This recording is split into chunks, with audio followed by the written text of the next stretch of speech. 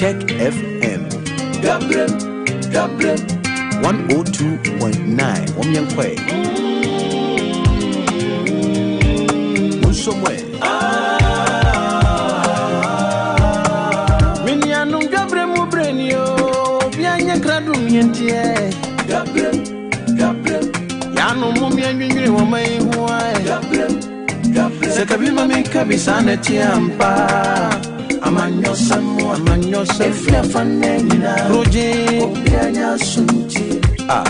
Dwabrem brenio. Amaimu samwa. Amanyo samwa. Twati se. Efia fanenina. And if I'm wondering. Obianya sunti. Wa Otec FM 102.9. Otec FM 102.9. Don't touch that dial.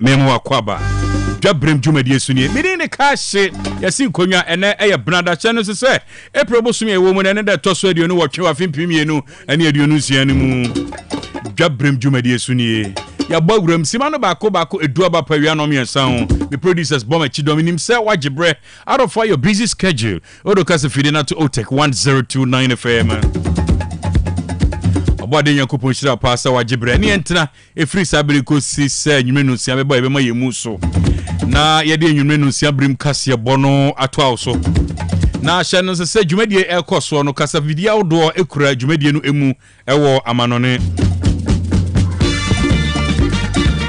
na Bila Radio Chrome Life ewo Spain GN Radio and so ewo London ye boremu UK Mountain so a Partmark Radio Bar Radio Mansan Radio Brain Radio ni Sahara Radio Kings Radio ni wonum television Paris France abrochimemu Dachema Radio so Denmark Rakus FM Belgium na Sky FM Chrome Life ewo Columbus Ohio US abrochimemu Shannon so se uboguramu so ewo www.otecfmghana.com so a asemu fast and seven mu kro jebre boguram na kinkan ni nyina na Shannon so se ho adan so betumi in live ewo tuning app no eso your social media handles no Facebook and also YouTube no so hoye Otec 1029Fm Otec 1029Fm pa chobere mo like page no na share said be afoforo benya akonya no na wonum atumi ahwe bie na do adwenkyere no so share en ho na bibia so ya kama ne ade so hunu ha inti for us voice note ni share mo 0505 225578 0505225578 na yeni Ghana hon komo yentie Ghana hon komo mesre mane mura ni tatadio no so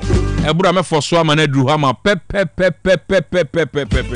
once again me ni cash mame ko baja tonde on de mura me ba ye beto ha eye enkomo no eso ensema edi ahin ewa be fintintan no so no de adwa ye ho ahia nyina no ye be buruburu ni nyina so ade ama wo me ba sisia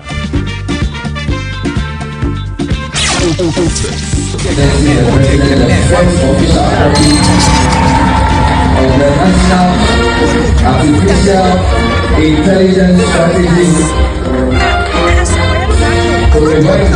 Aha danya ya boso fefefe nyina eye donima C complex ahunu se etoda enua ye de boya dan so no eta hunu anase mpo emuta kokko a eba saa na dan ne nwunu enti odi DSL alloying steel trusses enadia ye de go dan so aba edan bia utumi di go so efo ena enwe na achen enti se odi DSL alloying steel trusses yi e go dan so wia na odi donima NMK premium roofing sheets enchansen aboso aka ho oh na chese adwumanes na NMK premium roofing sheets enchansen adonima dia bay ye o ma hodo ye wo NMK long span alloying and the governance IBR and NMK nails emu pia so se woni sika donima e ma otua ne kakran wenum ye latest products donima dia ba abeka dada ne ho entimi nkwo he kwasafo YF Junction obenjiare anafre 0244126625 and 0540 101 donima steel complex babia ade power efuo no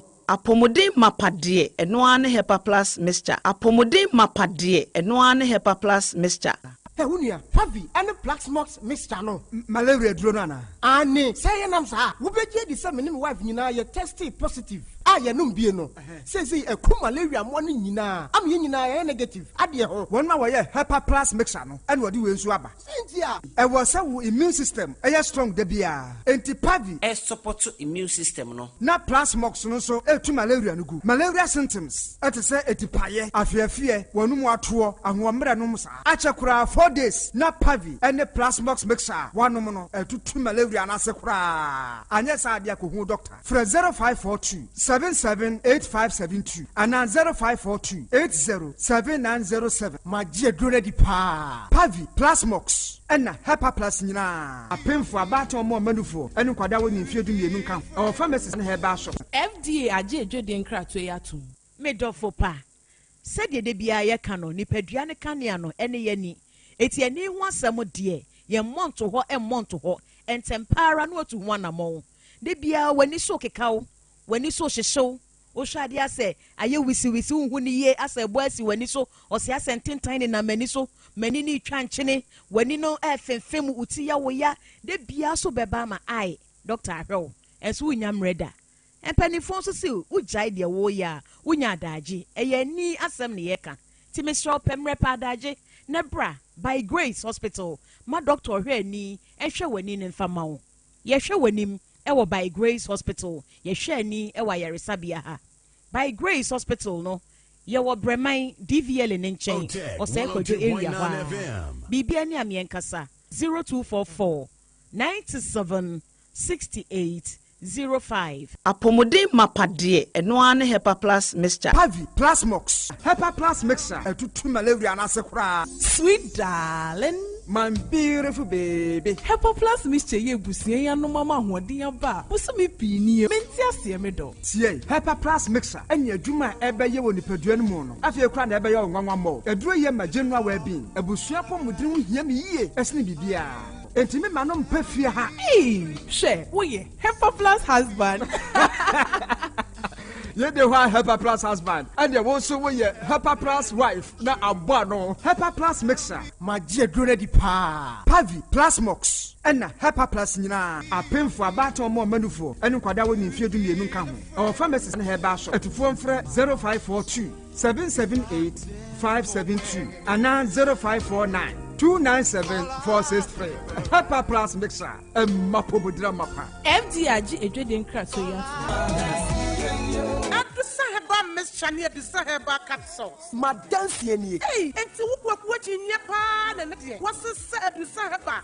What is Sasa? Mendia, wouldn't be. And net dear, for once, my Jiwed Adusaheba Messana, who come from Mammy. Oh, my number Tiwadansi. Miampa Caneno, Namis, Namitrina to Cheme, Nami Coco Yadia so teach me. May no Madusaheba Messa, Nina to go, and the Maya free. I do some radio. Yet tried you when you watching. Yes, it's a young corporate workers. Miss say, a person crying at you, baby. Say, you do say, have a mixture and come a woo. No, what don't I cry, Miss Mabu Apasu? Nine say, dear, Jina Brand. A fire, ya do say, have a capsule. No, say, some Mijina, you who's a me a Bamamua. I jenny, a young crap. I do some rate, or be to me. I just a painful. A battery I want for down for anyone I want to fit to me. Come on, say, at a phone out of phone call to say about Santa in the clinic. I was swimming macro, go filling station down Wemu, and the swim Pentecost I saw down. I feel and then I have a shopping from a CPM. 0500 110 115. Adusa Heba, my dancing. Otec 1029 FM, the pride of Ashanti. Dwabrem. On Otec 102.9. Yakoya yasan aba and sama ya boabo no edebre no chese araho sam wom eniji sam wom eni bren sam wom ni ade ade prof ka he wom ti say o twede amponya ko kwame timada du kaza rekwama dama ai ye do body ase ho odin de yenso ye ho ye adom nyame ne da nase na enkomo bi efia kire bana ya ntini yie na minyae kranka ebe bawram na ye bisam nsam ye komo be no so kai Dr. Dawood kai Dr. Dawood se no ba promise na sisi wako board member ne driver ni no ne nam no de koye ne se I think se onso no ne ye ne mawo sabi ti ayete ne se wo sabi ho no na obi frɛ abofra no esoma no driver ni ne ba say menya ntiase wanya mfie no nwotwe na obi frɛ akola ni sɛ wo osoma no ama frɛ akola na soma no na fiti anopa bi sɛ nwure na fe omu hu akola ni biom yes sɛ nra sɛ bɛn na omkɔ afuom a yakuma akola nda afuom ho just like that Dr. Dawood Dawood Herbal Hospital CEO ne driver ni no say on ne nam no ne baba omukoya obi akuma koda no obi agene nkwanfini nsam awafuom ho na minya ekran ka me frɛ doctor nkasa na me di nkomo na ya bisa ne nsam ne mu yie pa na sem we de mu awram akola we di 8 years ya rahosem young concept no so why sem ni bi wa otikra na chese ba ye be frɛ no ye be frɛ no mama kwa banso ya joso Dr. Cash so na de bibia boko na mi adon bibia boko so de mo ye dru de mama nsem no ye dru ni enko ade obi discover na mi ntere na se bi obi iska ma ya unya so so hu ase afi obi mo ska no me na dia na de sheme bi ebututi oto ne say yanko na story no ampeso obako yanko no mejibe dia ha wa ha jenim die ya tifie wo so bia ma biskada na the producer pay my back pay my back young concept so why Ebusia for your content in the videos who they check where the Dwabrem the account say Otec FM Ghana.com so kwa nsemi e kruche ile gwa benye bia kenkan won me boy chidom perfect series books mo wo dwa so da catch us ban ba kenkan akonkan a perfect series books any history of Ghana or English language or RMU computing creative science animals numeracy language and literacy coloring and writing ni no di biaba ebusia some you stamp mock exams terminal exams mid-term exams Kumasi up to your Benlori station in Cranston and Suman first stop na wa homa no ni frɛ 0243 299 938 and 0540 755 465 na ya to aso no na e kai mo say perfect series basic schools assessment contest no gusu koso asantemantam ha de ne de aba na wie na se de adesuafo konya achade ne dodo de oba TV so mo ogi di nya asam ketwa sanso ana enkran de no ogusu oye no say nyame adma me bosumi na oba besimu no ne de to so nwotwe ena quarter finals no eba so edru ne de to so dum na semi finals na to na final na koso 22nd May 2026 yeah ebeko so Ebenezer Senior High School dance my last stop was national when you me atimkwamu a omu wie a be the timelines na bebentumu nhane so easy rice abusian easy rice abo den de ai mami anu amoton wa anu na ofio pese wonsa no bama wukunu boy na neje ho easy rice Ghana here na odua na wasiesie ne kama na anim so wona tum se ampa wonu obi ye mo na de papa hwam so bebe oton mu bia edum edwom ho benye bi kewo esanso na Dr. Mensa Bantama ane so amenyina easy rice Evans One Trading or Sawaba Mama Junction honoma na homa no ni 0244 244 847 and 0204 468590. Abusiamansi Roban PLC Samin Kancho Sawo Pesika Sema Boafwa Eho ene wasa wode wani echiremu ewo savings account character account no ana wode susu ni nyina da wo be bi ede amount uye wenu nyina bia loan ben na wo pay microfinance na aye na ba funeral loan ana ususu na ato ye no ho bosia na apɛ susu loan ni bi ewo commercial loan SMEs for no small business owners munyina mommra yese modie ewom oye pensioner we loan wo ho ede ema ma katua efa controller ba adwumafo ni nyina da monso modie eka afei wa wo ye bosumi adwuma wo gya katua nso oba loan ahodo ni nyina da ebi ewo ho uye no efi ho digital banking the say ATM services Ghana Pay mobile money ni e-switch ahodo ni nyina da wodom eye bi ewo ho eba ne domestic and foreign money transfers ahodo no nso amansi rural bank sa wo ba ni nyina ebi ewo ho on head office no ewo antwa krom manso data no manso adubia manso nkwanta eho nyina wonom ewo ho santa sopoku arefo nanimu a amanse ewo ho ahojo atinga junction Roma Hill Kote Station wa anyankwanta obase kumase kwan ne so wa wodu ani achim obase kwan no bonso mbo kwan no wa omkra de ombo joint na akwa be kwan so a be a post office ne wono a akokare College of Education or Hospital Line New Transport Terminal afi cars asem heya wonom ewo ho ewie yenchia womo pa womo ebo adwuma medofo ahomaya me boboye banisika sambia opase woni amansie edia komono aye ready obekyerekyere niamem akyerɛw 0277 599 442 and 0501 646414 0501 646414 kwame anye ebusuan sam no nie yemfa mamo na enadai Rose Minister Gavins Kwame Agoza waba santimantem ba pro ohwe akwan ahodo bi aban no ede esene ni so mbe yama omafo mantem ho aharemo eti baby ti se Santa run about kwan ya wo ye no obo sesefa so owe na pempens wa na nkrom obu braka efa swami ekohwe konton krom man wo so wo yi no de ato so bebre no swami interchange no eno nso okokohwe na Gavins Kwame Agoza ebaye eni aprobon na mpanimfo de akire pa na enye asem ketwa na oni modi akoto ya kire se wose ekwan no de eda omampani akoma so papa obehwe na waye ede ama eye omanfo ewo asantema mu hanom na ochire se eka ewo muo eye $30 million o se sa sikare ne ma project no eka ya na contractor no onye ofiri kwan no so no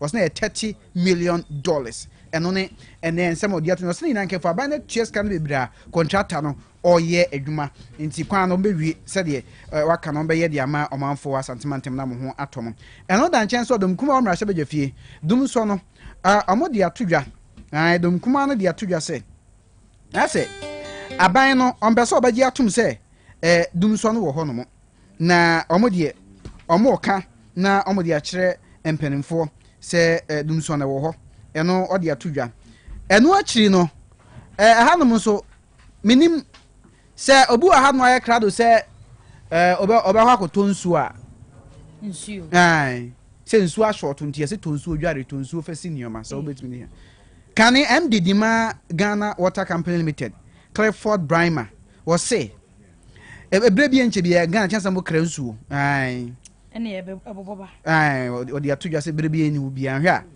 galamse no ntimba kra nsuo no ma no eno yensem etwagu abefo ntenten fidie ni so na de esi ewo binduri ukopiemu ewo upper east aka ho ebi ematemamufo bi afri mu asrafo ene nkrofo bi nso eprepra ene womom kodi sansem hunu no ebi nso kora no wom ho kan ye no aka ho ebi emasisi interior minister de ababetu jase sisi ade restrictions a wom de aba no eyon motorbikes enya de a wom ebe epene so mankrofo yusu moto anyhow be baby asem akoto ahya asrafo so akakodi nsemu te se de na no mkoyeye enti si ade wom de restriction ede ato motorbike so a sisi a no obinduri a wom mpeso mbehu se wotibi so wo de ye hwi sia no interior minister sa wonom ede wonom sa atoso na sabri ya yaka say National Petroleum Authority empen for their two just starting May 1 many da edi ekan ye behu se petrol no ene diesel bo no ensesa abem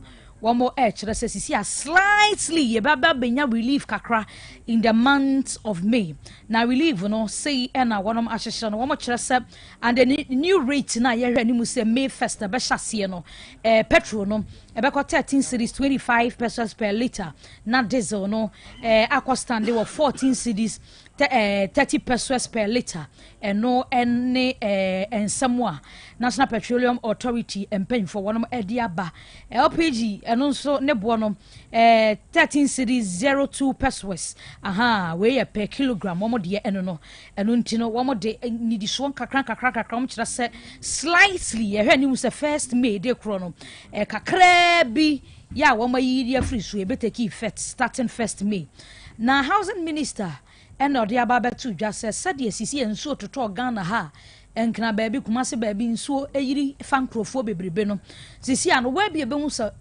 wabo kios wa hyehye dan e de asi baabi a wose nsuo fa no enya de a won bepene won bedwiragu enti wonia won hu se baabi akwakoji kios ya wubo container ya wubo esi nsuo na mfiri hwa nsuo na ni ase hwa bomodin ase obetu hu fo nya sa de a wo mo ba no mo ye destroyer wa mekasa abanya ba tim yedene wa mo bokoko enkosi bibi nsinsuo so sanse operation wa mo ba ba wo mutisimu a ba bia container store dan yo esia web din su yiri beba no enya de a wo mo ebe soso de atodwa se we no de wo mo hyase de ne nkran hwa no be kan hyase sanse ho no mu nyina wo no ma ye so operation na de aba efom we no wo mo mpese nsuo be yi afa ye ne senti eno om de sa enhihye we aba na isi jimpan mfonso de krata aba mountain so kire se se nkania na edundum no dru baabi a ya na omokebusa hodo a esoa enyinam no na de aba ofie no ya na binum aye mre nti wa ha ba ho a enyinam no nuru na aka kwem eno ka ho bi so a transformer no load egusu no omanfo madoso ti load na ba sa na be bomu a na aha transformer na amale duma gasa no aiso mduma mamuni nyina nom sesa homa na regulatory pole so nyina once and for all de ka kon de aisa ha da chi bi no mduma mamuni nyina na omo sesa homa no na me ka se cho sesa omo sesa homa ni nyina kra da omo sesa ni nyina new one kra na dwuno omo sesa dum kania omo sesa cables nyina wie no still na dwuno omo sesa dum kania nti ECG ne pa de Kania no nana ye said the nim problem potting. Timmy Bisa say, oh, yes, sure, pass 3,000 transformers here. Yes, say you are doomed, so no, you are solved. That is my question. Yes, it's not transformer 3,000. I are solved. Cash generational challenges so who. We were Yakasa CCA, so Akosomuno. I think send them 1,000 megawatts, right? And much say baby ashe near there, and Tianam so ama plants no. Emumi ensa enye adwuma mieni na ye adwuma. So definitely or deficit here dey. So you can check the transformers, but through how ma transformer and how will you supply? Awie me no ka say o se no na minister kasa no. Oso ma emienu 3 no mguso mu ye. Awie ya ye nya ntie se 3 no. O ma ye awie. Good. So ma ye awie. Panyi kwa bom aba so o ma ya de pa. Exactly. O ma ye awie. O ma ye awie ma che se power betom. Power na betom. Nti me sure say free run enwumre mia ye bi anomo light off na I think say ebi ni mu de krapo de we onyan kakra otumi nyan be 10 hours wi aja na de bi adada na obi susu de ne kra yen ha say de ko adwumam de anye o ka ye de anye kra wa ye ko ifiti anope ahmachi ya ba ye o medundundundum ne sa this is so na bona ko de tie ye supplant sa fi anope sa ye de anye ko kra Nana, young Cosway, na ye hesse yen sabeka honorable Adomakona Collins Adomako, right? Near Nedinkom. And your back, Mumusan generational capacity no name.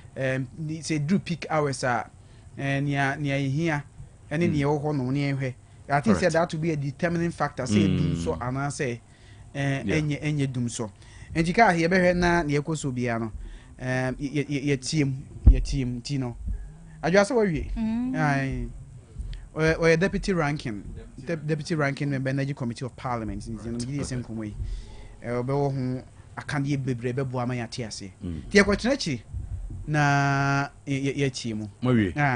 Na yen say between me Dr. Dawood Swedi nkomo. Okay. Na ya finding out DC potting yen saka no I think say Ibianso because I say nemu agrem ye pese tie further explanation ya there ye say yensa ebeka Dr. Dawood CEO of Dawood Herbal Hospital na ye tumini no edi enkomo na say kan ye dum still hairdresser for no ensu esu ani ade enti ye behwe on Otec 1029 ye say ye betumi atoaso na share no so say my baby family wonum ebedi juma ewo ha no Prince Kobe Houston Nyaku do not friend Virgin Prince obekasa mandisi amenyoko no obete nka ewo ha Okanshanti Regional Communication Team no ehun for the NDC NNPP Dr.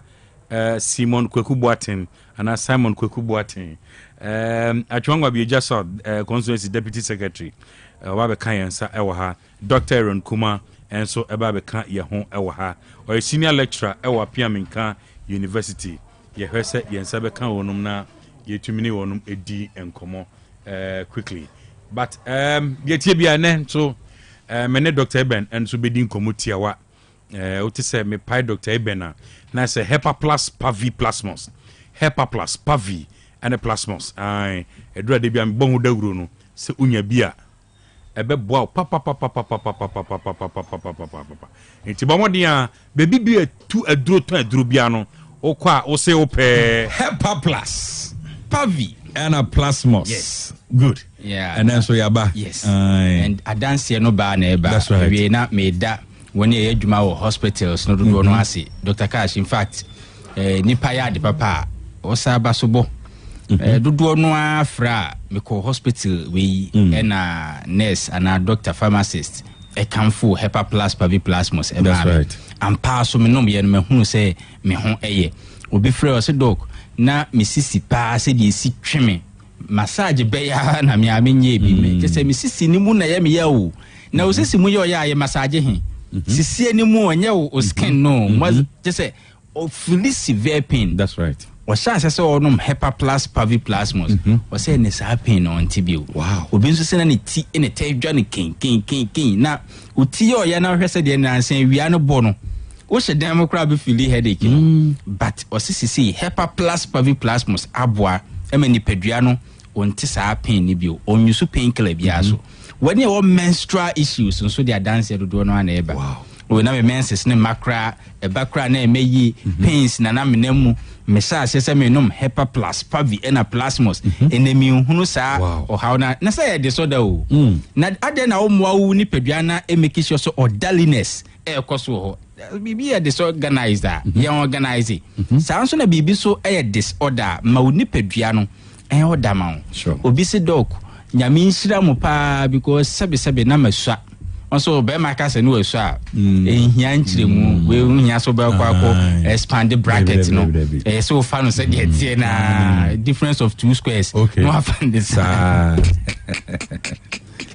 anything also doc no masua but me sha say me no hepa plus pavi plasmos no kwasem no se na kwadu no also the 2 akira no pane anwumre say ni mo edu na ni mu nso apija so why expand the bracket no wow don't say a square minus b square no e wa sense dey odu ani okay na mum dey yes nti bibia tumi aye kama okay e ma sisi ni me ma sem na improve ni mu edu kama wa bra wa mfa chemical okay ono medro for the well being o say doc enemy tumi di kama mitumi da me ye free okay and I say minya agro so say me di a kan ne say na talented kids say can free to play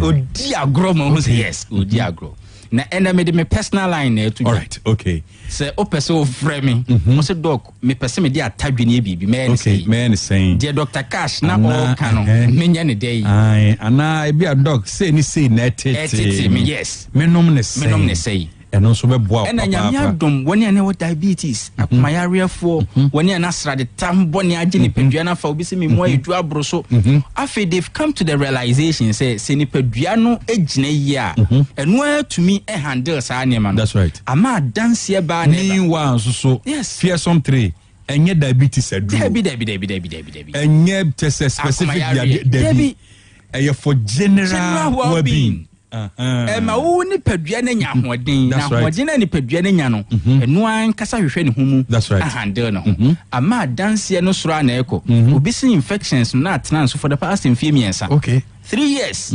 but osha says all man well being yes I didn't know say them body na resistant drug resistance antibiotics or what pan no medru afi kra de obaw or the chemical ni bi kra kwa himfio say be ye ho no be cleansed kakra okay but osha says all man ni akwa immune system and well being ne ho no eneni pedua na boa no ma sebe onyusu sa ne ma ni bi why free me personal lines you betumi afre ebia o infections na tete o ni pedua no betumi nya hoden de sunkuni ma na yes ebia o sebi o mu na edu abro so ebia o so menses no ene ye issue ebia stroke na tete o di shemi wan kasa o to ase na etwetwen o ti ene edwa o sebi nsan bi na ehunahuna egu ho ba bi sebi egu ba bi nyina ensuo bi na egugu sebi o hawa wo na mu no edu ba bi a wontumi kra enchirechire mu nkyire adofo me personal lines a obetumi nya hepa plus pavi and a plasmos 0542 77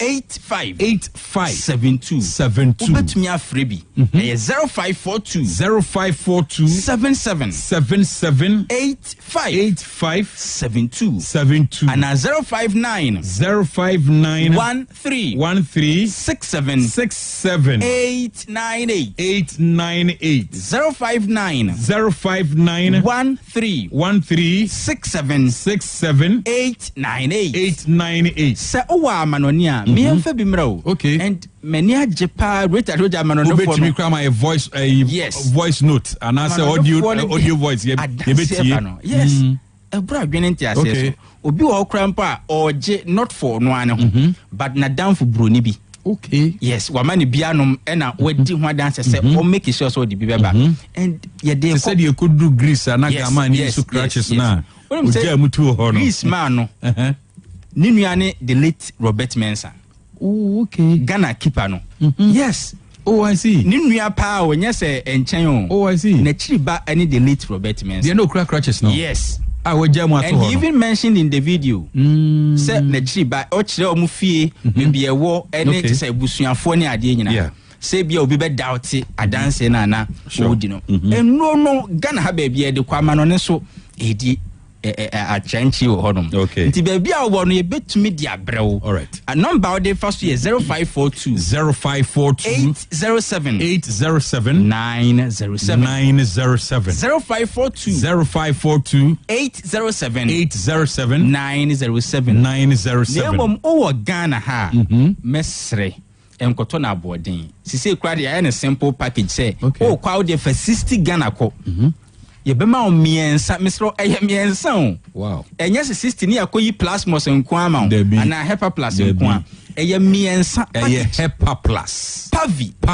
Ena plasmos. Enti o de 60 Ghana cedis kwa ya ma hepa plus package ni nyina bi. I see. And Ghana ha ba bi abekobia. Emphasis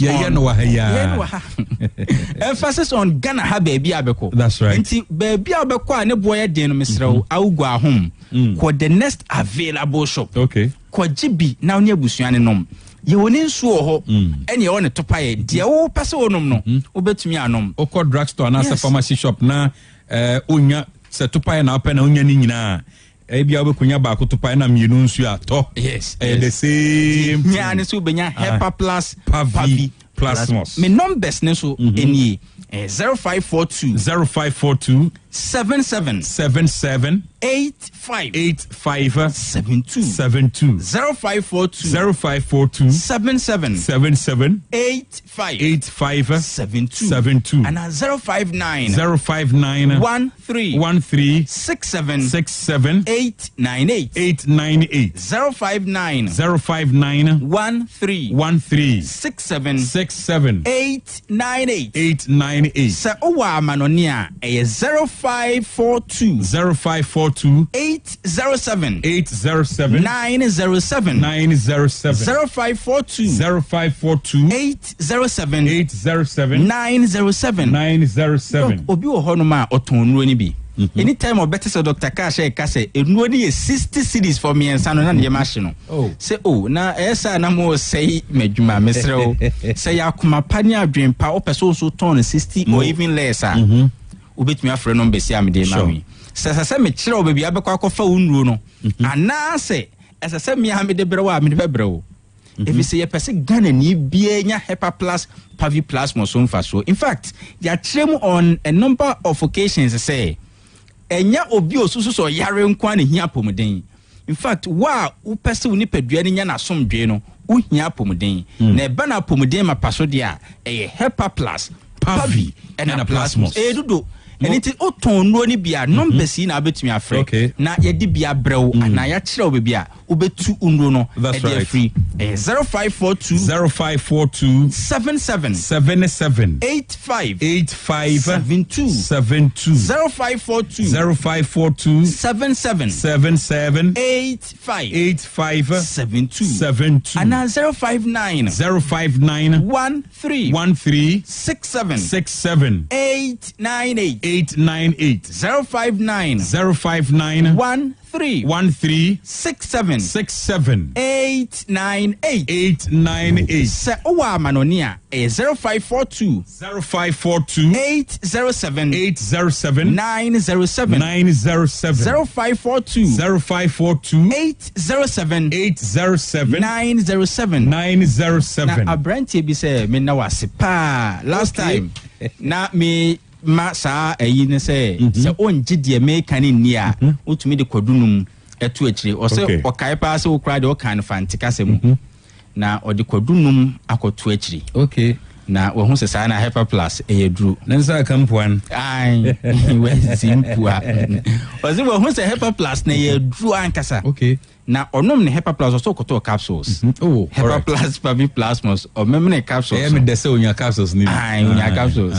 na odi banana 5 wow o se o kata na ni tie o bi dan so hu de wa hu ya mpa so to na ni hwe wa hunu hwe ntina ye ne se na we de Dr. Cash ekin no kra na okodru fie nwumra ye bie na aduane so maaro no o se wa anyere ne ho kra kan nsakra wa ohoro wow odi na aduane ma ne wife hu say yes sana ni kunu nsa na sana de na kane no na ye bibi na esi wow na se di afina ni kunu ma ne ho me so o se talk mindidi sada okay last time or come close to the one na and okra meme drew no economy but we are on meme drew or no mo bibia said about hana ye no on bro nsabia but wakwa kodidi man ira nkasa ka chense nene die what did oyo ba onso pesu hunu say Hepa plus pavi plus must the year king in line I have attached bit to it o de ye nhwe say infections na atena so ache no untumi overcome ana enro no Ghana dru dudo eti fire one wabusuafo adru doc maka asrese se wantumi anya hwe ama wu ni padua no anka bosome ni nyina no o de nom Hepa plus 1 pavi 1 and a plasmos 1 for bosome ni nyina Nemum so wa kwanya se sebe enye sikasem na 60 cedis no ebro so ma wa anka bosome bia Hepa plus 2 bi pavi 2 plasmos 2 ana say 33 kra na eyo ni padua na wo ye ho adwuma. That's right. Dr. Cash dem nim say onom bro 1 every month for the entire month no. Why not? It also put me ayenesa personal lines ni frame ye ni Hepa plus hon komo obano benom ne say wan kasa benom ne say okro how bia onamu o lab report no say na eka emwa ben na duro ni de beboa wo onyare denti na sese wonso nya Hepa plus pavi plus mos ni binom me number is 0542 77 85 72 0542 77 85 72 and now 059 13 67 898 059 13 67 898 say owa manonia 0542 807 907 0542 807 907 say enwoni ye Hepa plus pavi and a plasmos ko pebinom mo drugstore bi odi wani be chirem bia obenya bi pharmacy shop ho so odi wani chirewa e ho so obenya bi e wo ho ya mi sha pa se utu anamona wakwa ko pebi o ta to bi ma mofra no nso ne ade afafra provisions no omkwa omde abom ho ban and e washrooms no e ensempi e kasi e chirechire ma hwe krom to bi na anti bomode apebi mo no dog ya da se mesme da ya mi sha papa na kai se drugstore bi odi wani be chirem bia no so no ubenya enro no ebi atu ato but quickly yanko Dr. Dawood ho of Dawood Herbal Hospital na yenkotie enkomo a yetete ne mountain so a asi e wo sahwema mu no na de ekosi ye ne faribai na sade akwakọ wie ni ade dogo teme ka me mwajo mejo so Dr. Cash ewie de ye mbisa se mpom te san na de yetete no se ne kuromu a e ba ne san yo me that's I mean sure what your phone na with me I'm a driver the chief driver Alfred I'm say we nim no ta na ba Otec FM because we be am no anante be mfie dunia nsani na ono na ire ene ne ma wo sefi asanwe nso enti over the weekends ne nyina ya ba sefi na okwa yie na me so me call krobi wo sefi bonsu kwanta outside e ho anwea putu eki anumre no be no nsia me nam kwan so ameba no e no frɛ me ntimi won call no to aso be miensa me pick call no na me hu say mood no ene ne tonation no na e wo form so ono say director me ba ira o na me say o ba ira say no say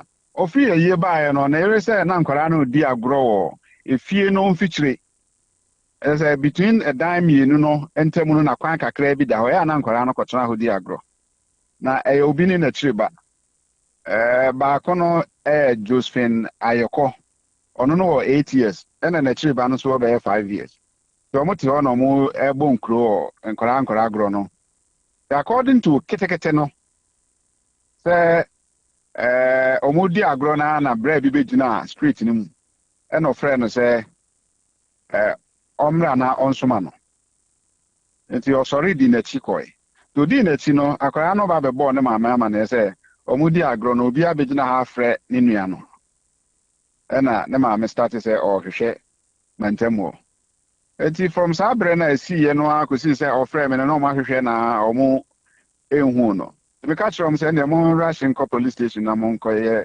case nto na mo yɛ report police station eti me free baby a me ɔfrɛ me no ebeduru yɛ na sɛ ɔmo akɔyɛ ne nyinaa police station hɔ kwasi ada na na dwumu ne nyinaa no yɛte yɛ ho gumu sɛ yɛbɛhwehwɛ mmea ne ahwehwɛ akwara no ɛnze yɛ nya information bia ama ade bɛkye Nura Monday no ahomakye ɛne yɛsan sɔre yɛ de yɛ ho hwi mu sɛ yɛbɛhwehwɛ akwara na ɛno so yɛ antimi anya information bia yɛbɛ num mpa mu hɔ anwumre bɛ 5:30 pm no na CID no okura case no frɛ me sɛ memra police station hɔ eti me kɔɛ no na ɔde to m'anim sɛ maame bi kɔ afuom na ɔkɔ na afuom no na kyɛ sɛ ɔkɔto sɛ dead body bi ɛda na afuom enti no ɔabɛbɔ ahemfiefoɔ amane enti ahemfiefoɔ no mu na ɛba police station wɔ sɛ bibi sei na maame bi abɛka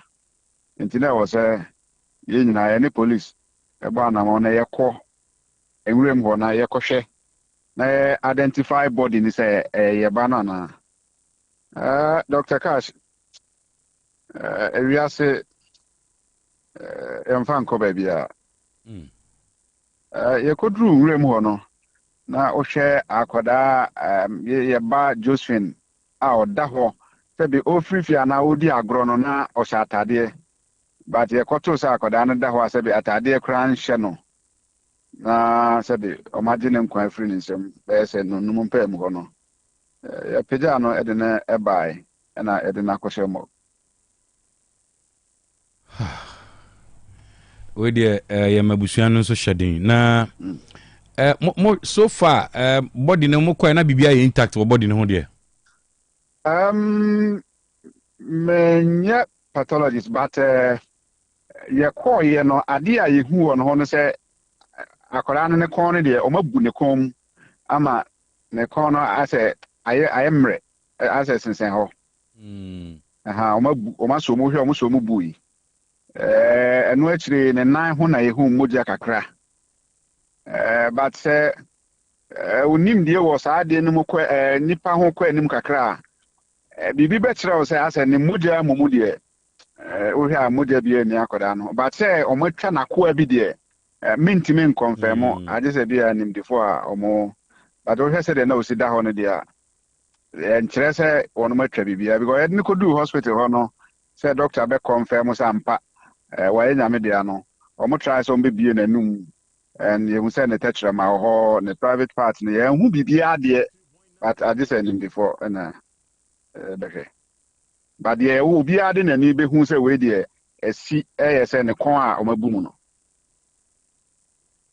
okay all right enti mo launch any investigation bi ebekɔ ɛyɛ asɛm yi mu ɛbasa ɔn sɛ abambɔfoɔ ɛne ɔmo a ɔmo nso wɔ saa ɔmo nim deɛ duru hɔ no ɛna ɛyɛ saa etu saa na mo no but ɔmo gu so na biaeɛ hɔ no a wɔkyerɛ sɛ asɛm yi si yɛ no asɛm bi sei no ɛyɛ na tai si ɛwɔ hɔ na deɛ di kan kura ni deɛ meme de m'ani ahu edi kan ni but pɛ rumor no kyerɛ sɛ ɛnyɛ bia hɔ ɛsi ɛwɔ nkura a bi a ɛtwa yɛn ho ahyia okay oh we deɛ yɛma abusua no nso hyɛ den paa ade baako no sɛ ɔhu sɛ tama ɔmo kɔyɛ case no wɔ police station hɔ no ɔmo yɛ case no wɔ bra na abɔ anwumre bɛyɛ sɛ nonum mpɛ mu bɛyɛ 5:30 hɔ no okay deɛ ɛfa adwen paa ne sɛ ɔhu sɛ police no antu anamɔ biara amma scene hɔ from anwumre no saa ma ade kyɛn ɛma ade kyɛn ya kɔbɔ anwumre bɛyɛ sɛ no 9 kɔmi sɛ me no metee sɛ police biara mma hɔ a mesan ɛyɛ follow up nti ɛno no ankyɛ biara na message no ba sɛ ɔma kɔhu dead body no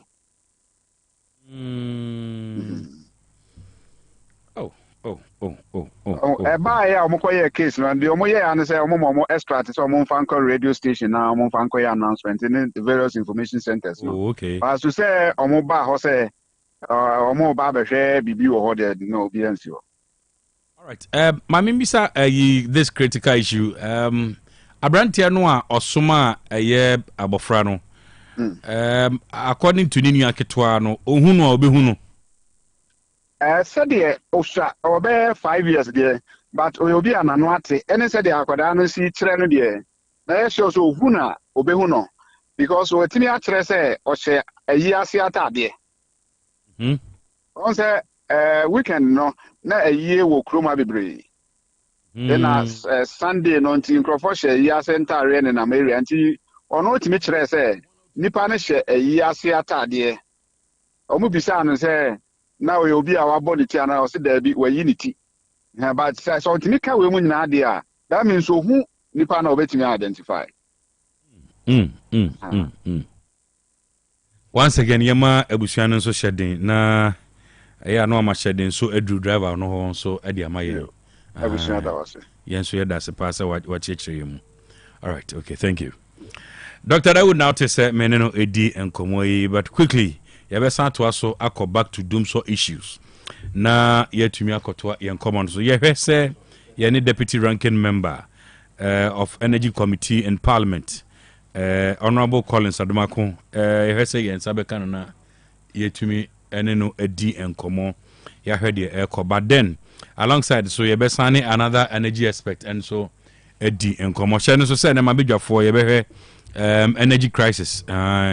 Dumso no de ekwa kudru na afi yaba back ene make yebe ko echi kakra abehwe eye economy no ankasa said ye econo Ghana ne IMF nhihye said ye akwa kudru bebia yapem akudru ni ade nyina no yebedi eho enkomo hye no se ope blocks papa todia Osbel Blocks Factory and I kamfo ade ama wo no into your contractor na se oye foreman na se be wa djuma a oye no obi twam a obeka se adwuma idie efe papa ni nyina ne se secret ba kopɛ nkohwem na blocks no if we Osbel Blocks Factory make kamfo the high quality blocks na if we say or the quarry dust any stones in the channel blocks no cement is 42.5 R grade gasam cement and oditwa na wasi utobi dia kokuma se important a odebekwa kugya free wanye ohwe tumika furniture kase one masalachi no edi animhwe it is open standard size blocks open air concrete blocks 5 inches 6 inches na opato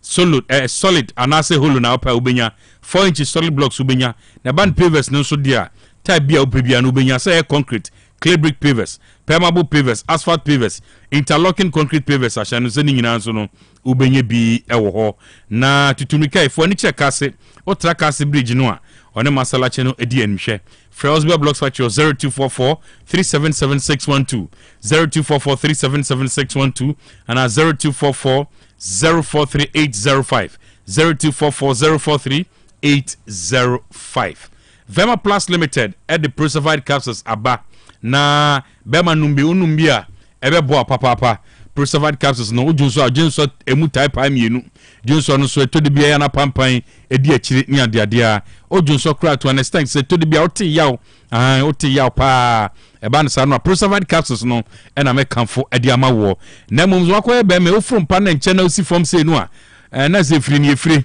eba no say no ice drive capsules no ebetumi aye wonders no edi amawo me kan mema tiase okoba kwa ntumi komienu usisi yade no se tie ani se no anokra aya yade asenkane no onkwabo no enso ewo fom odebo ani na tatatata wahwiagu eye ice drive capsules no na me kamfo edi amawo bomodia na fa oni kire bebibie to do tan drobia no udu ase ope X drive capsules are if Vema Plus Limited asuya na nubi na ope na se koba ne sen carbon gina wanum na ugina do fontam ana ugina ferifo anim opa agapo na okọ na chipe na se asam na abanya botre ebia na eyekrobi na atom nimu na akwakoye nsempi ade amawo no ana asa mama ebia hunhia aya ma onipadua nimu no little capsules no ebe yini nyina firi ho onso onho beto papa na oba tiemie ukonfichira nanu nansa na atwa na ni ayetum otumse nkoye ya wadi akire no saa ya no enye easy ofia chichi ba na obi ahunsa wo na wo ba no ni nyina onya dinat capsules ni bia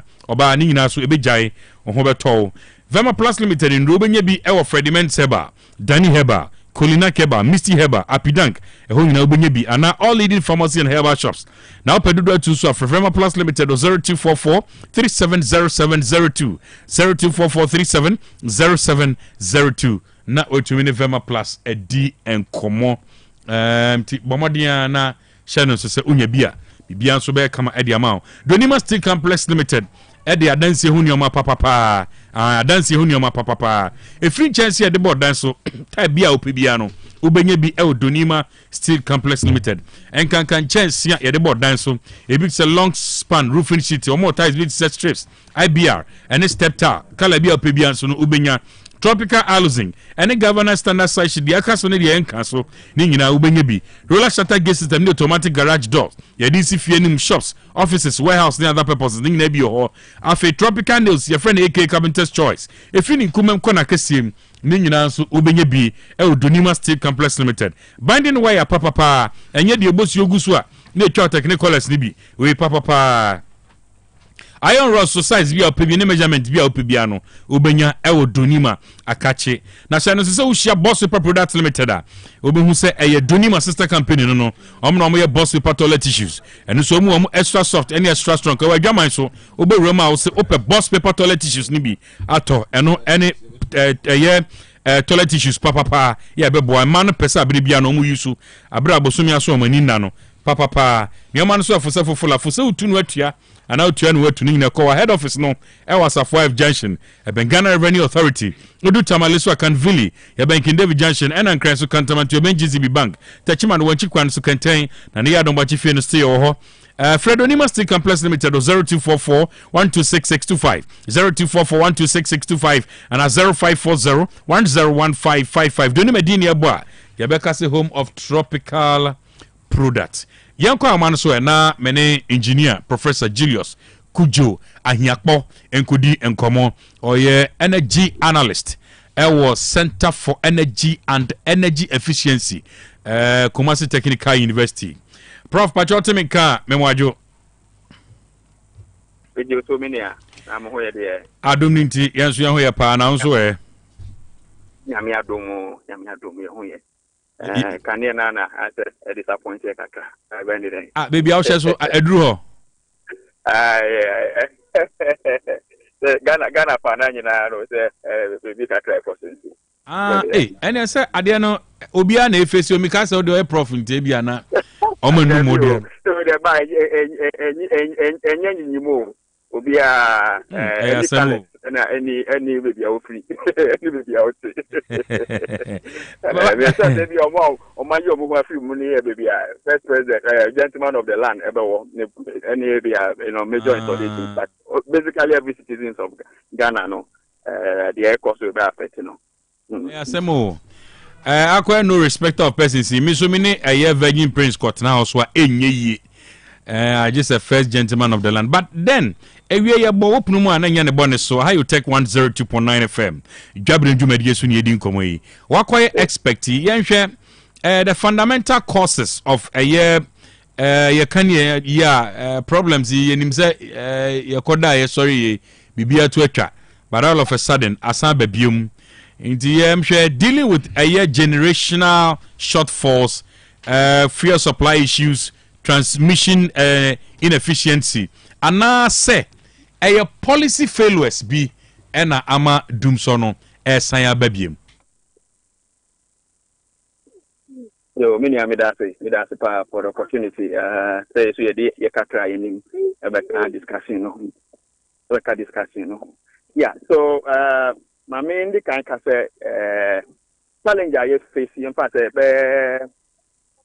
and not a from Bear Sunday if I'm right Bear Sunday up to ne nyame or here a bit was kakra up to the bear weekend yeah idea obese ebi en 2 year as a country that even though said so there nyina ya hu said so abaya kwan mu uka history na so there nyene start here but this particular one say nyina ya say there asino an incident na say obi ani nda so say bebisa ebetimi aiden see information ya nya no say akusombo bebia nya yenam kanea dodo na afri no eja kakra ahye control room na etinema kanea no eba efie no nti jana aba no so no ema transmission no aye distorted kakra.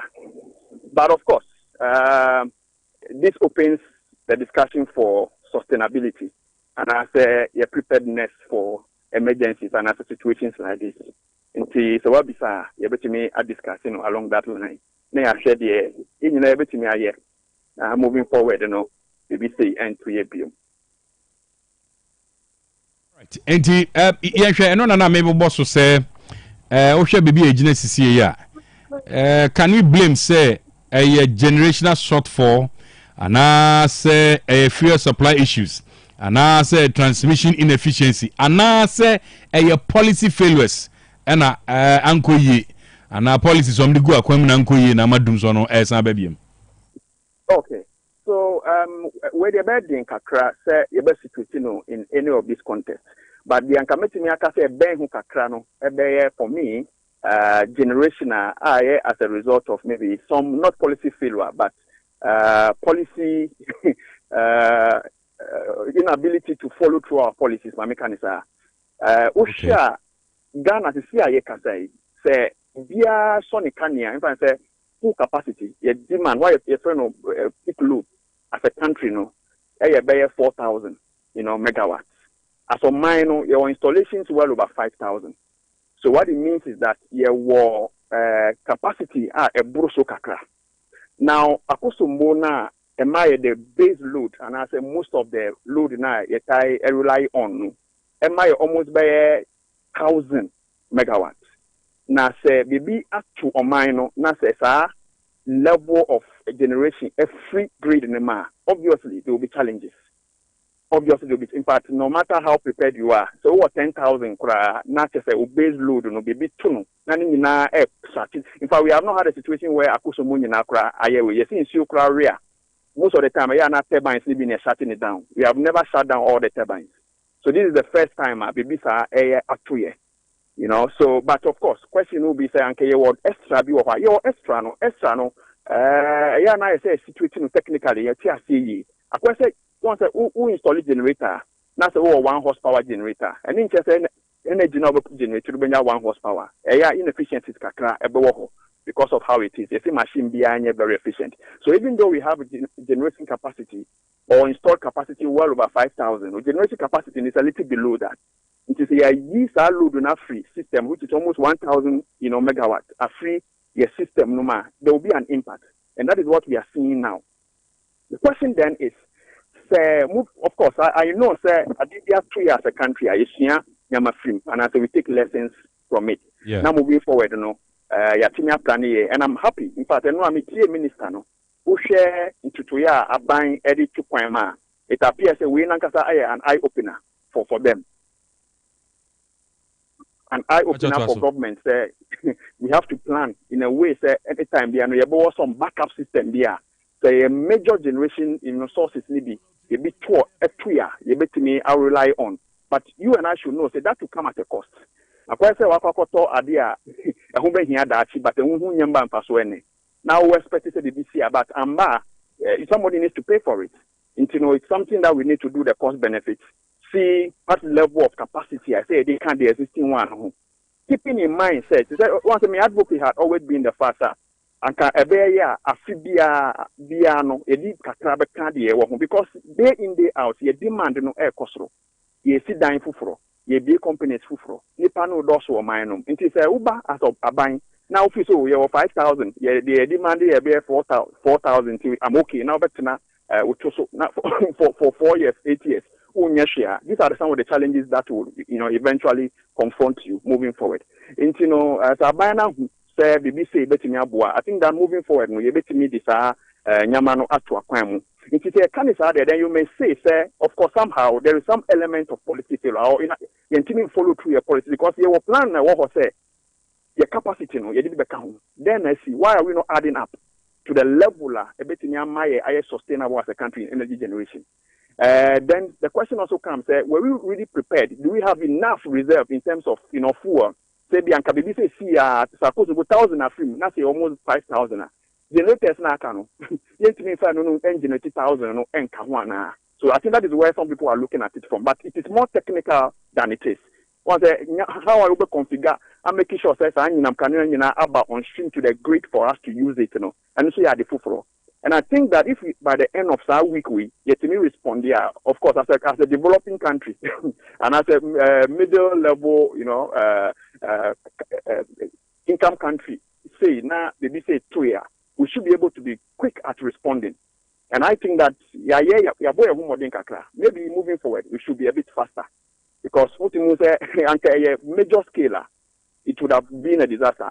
Ghana would probably have been in darkness for like almost 1 week here.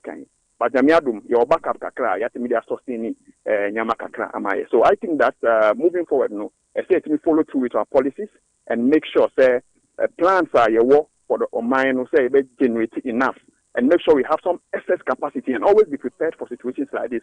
Everything put plans in place. Everything additional. All right, okay, Honorable. So let's look at Prof. Here from this direction. Say, on him say a free brea problem is started, even right from government. Obian to me pinpointing country say a way and a problem. Say yesika, ana say infidie no say the omukano na ayemre. Besi na obian to me card how potin ho enchire because and minority ka say a friend say substation na eja tomu e wakosombo no enye no and a root cause for doom so nti besi ne aban no ankasa even through the from the energy minister on to me country say a way potin and a how e dem potin pa and a how. Oh, to be sincere and honest, me feel say a deportia so can in terms of say you be prevented doom so there in that context there making aka say you any challenges that baako a generation capacity mienu of course technical inefficiencies are you say what system because even at the transmission level say a generate do 10,000 saying na say won feature ana be transformer no enye papa na overload baso na ebulua. In fact you know my fitting new site you betimi ade dance say e be o wan su kakra toy and from a boy na o light call I saw twan say be o work no say easy before antimi am bo ho modern am behwe ma wa get ade chi. So we experience those things. So it means technically there are issues. But what I'm trying to put across is that we share the SC and rate here. If you take out 25% of generation, and yes, I don't need you, who will be? Not taking out 25% because of a certain challenge. We are bound to face these challenges. But however, your response now, how quickly you respond, and the question is beside because basically we are taking out what we have. Your generation or other. And you are taking a certain quantum out, almost 25%. I mean, if I could always given up, as I speak with you, connected to, a different system in Tema. By the close of the week, you bet me resolve our control room issues.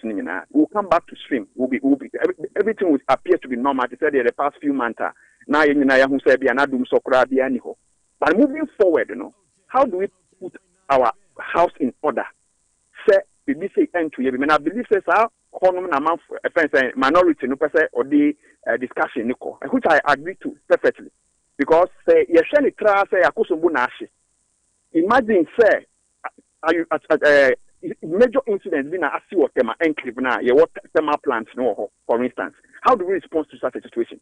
Imagine say anka ya ntimi anya sa technology a ye kan to fit transmission to tema.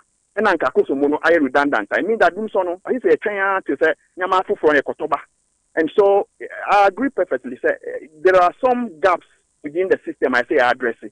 And no minister no I think he admitted to that effect say because of that or no quite proposes a certain quantum of over 1,200 megawatt a bit as excess capacity and I say why you find the redundant capacity maybe say here you bit me quickly at switch over now at wires or mine which for me is not even enough because on mine we say your demand over the few years 5-10 years down ultimately a double low demand for electricity nankasa Menu day in day out. Nyamiado technology, air conditioning, appliances, boy, air form.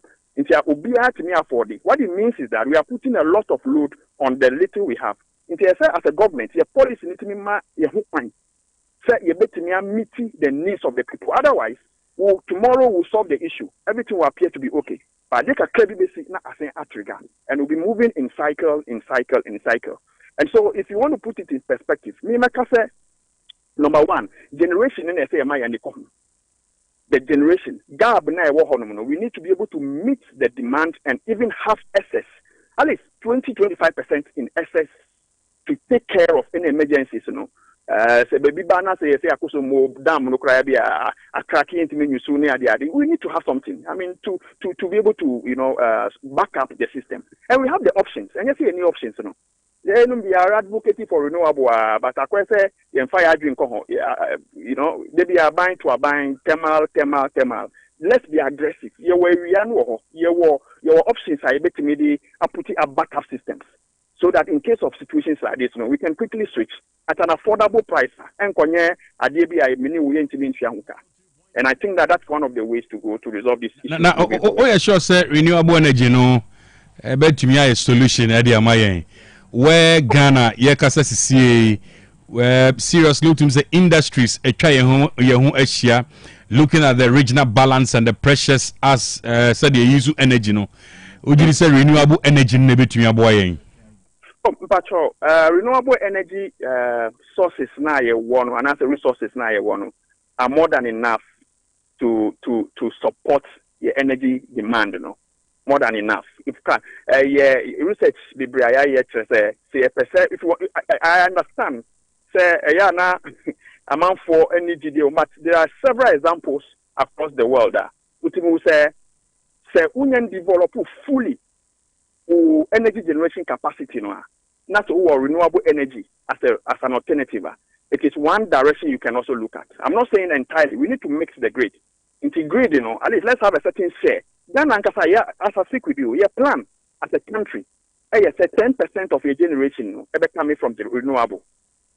So, 10 years ago, when this plan to 10% of your generation. And now can make us say almost 5,000 megawatts. We expect at least minimum 500 here if renewables. But where are we with renewables? We are not even up to 200 megawatts in terms of renewable. We are doing low below that. Why did we give ourselves a target of 10%? So it means that it is something which is feasible. You go to several countries across the world, they are sustaining on renewables. In fact, a lot of them are moving, even though they have their base support load. Ghana, you have enough. At least hydro, in fact, me and sample, those are there. Your thermal plants in Libya every day, and now we are investing in thermal. Let's also invest in solar. At least all the other renewables and everything are supporting what we have. And I think that this discussion, everything issues like this, from kakra. And when can high in anke call renewables kakra, yes, and I say this support here. At least they say everything use. And then we focus on the industries using this base load and other alternatives. So I think that it is something that which is feasible if we are able to put our minds to it and invest in that sector. Everything as a country. Irrespective of where the energy is coming from, the most important thing is that we need to have backup systems as much as possible. All right, okay. Now, say so. On say they now okay. Do so no. Just onim oba pim for and onim de wa foforo. And I just onim akwakra, onim person ya onim obia. But yeah, fixing it, whether being long-term challenge and as a short-term challenge. And share the impact of the economic growth. And businesses suffer kakra into businesses so till when? That is the question, because whether you produce, whether you sell, GR there o time so ya waje. GR in kase because light no akwaye bibi nti mo amutu taxes no mo hold on kakra. Meanwhile GRS no GR nim say yen dudu no ya the light no na ya diffuse your production. But on can say light no nyina so nti bosumi we dey mentua tax. Debi. This is where the problem is coming from. Interesting discussion. So okay, anyway, so GRA income tax, depending on income I would generate. It is obviously, of course, let me put it this way. Kaniano, I mean, electricity or energy is the heartbeat of the economy. A bafoma, nyama bafom. In fact, we call it media research, Bibria. Doom so krana, the extensive doom so between 2012 or 2015 affected businesses Bibria. In fact, there were a lot of issues. Every sector of the economy. In fact, I mean hospitals. I don't know which sector to leave out. So the economy actually depends heavily on the ability for us to produce enough energy. It is energy, maybe a touchimaka crap a hydrogen be cost of production a cost maybe because imagine generator. I remember a minister doing crack or said if we say electricity go koto generator, and he knows exactly what he was saying because at the end of the day, when you say generator, who generate wow energy and thing. Imagine you have to power even 6 hours of your facility, cost of way. That's all the generator or it's all diesel or petrol. How much will you even spend in a day? If you can ask them. So obviously it is not a good, experience for anybody. It's not a good experience. The impact is grave. You're very, very heavy on your businesses, However, in terms of tax there, I'm a tax consultant there, but I believe that tax normally, equivalent and I say it's attributable to your income generating. If obviously what I would say would be that nyama bi say kofoma abayan kasankasa lose in terms of revenue generation. I mean because GRA and I said in taxes, domestic taxes, are one of the sources of revenue for abayan. It is a me Julius said your company ananka kania yejuma mitiminya ebe 10,000 bosume na makotiami income tax ebe about 25% to GRA. So light ni wona mitimiya 5,000. It means that way a friend is saying abayan revenue on subenya from me no aso aba from. So it actually also affects government, and I know they know it. And that is why they did not play with the energy sector.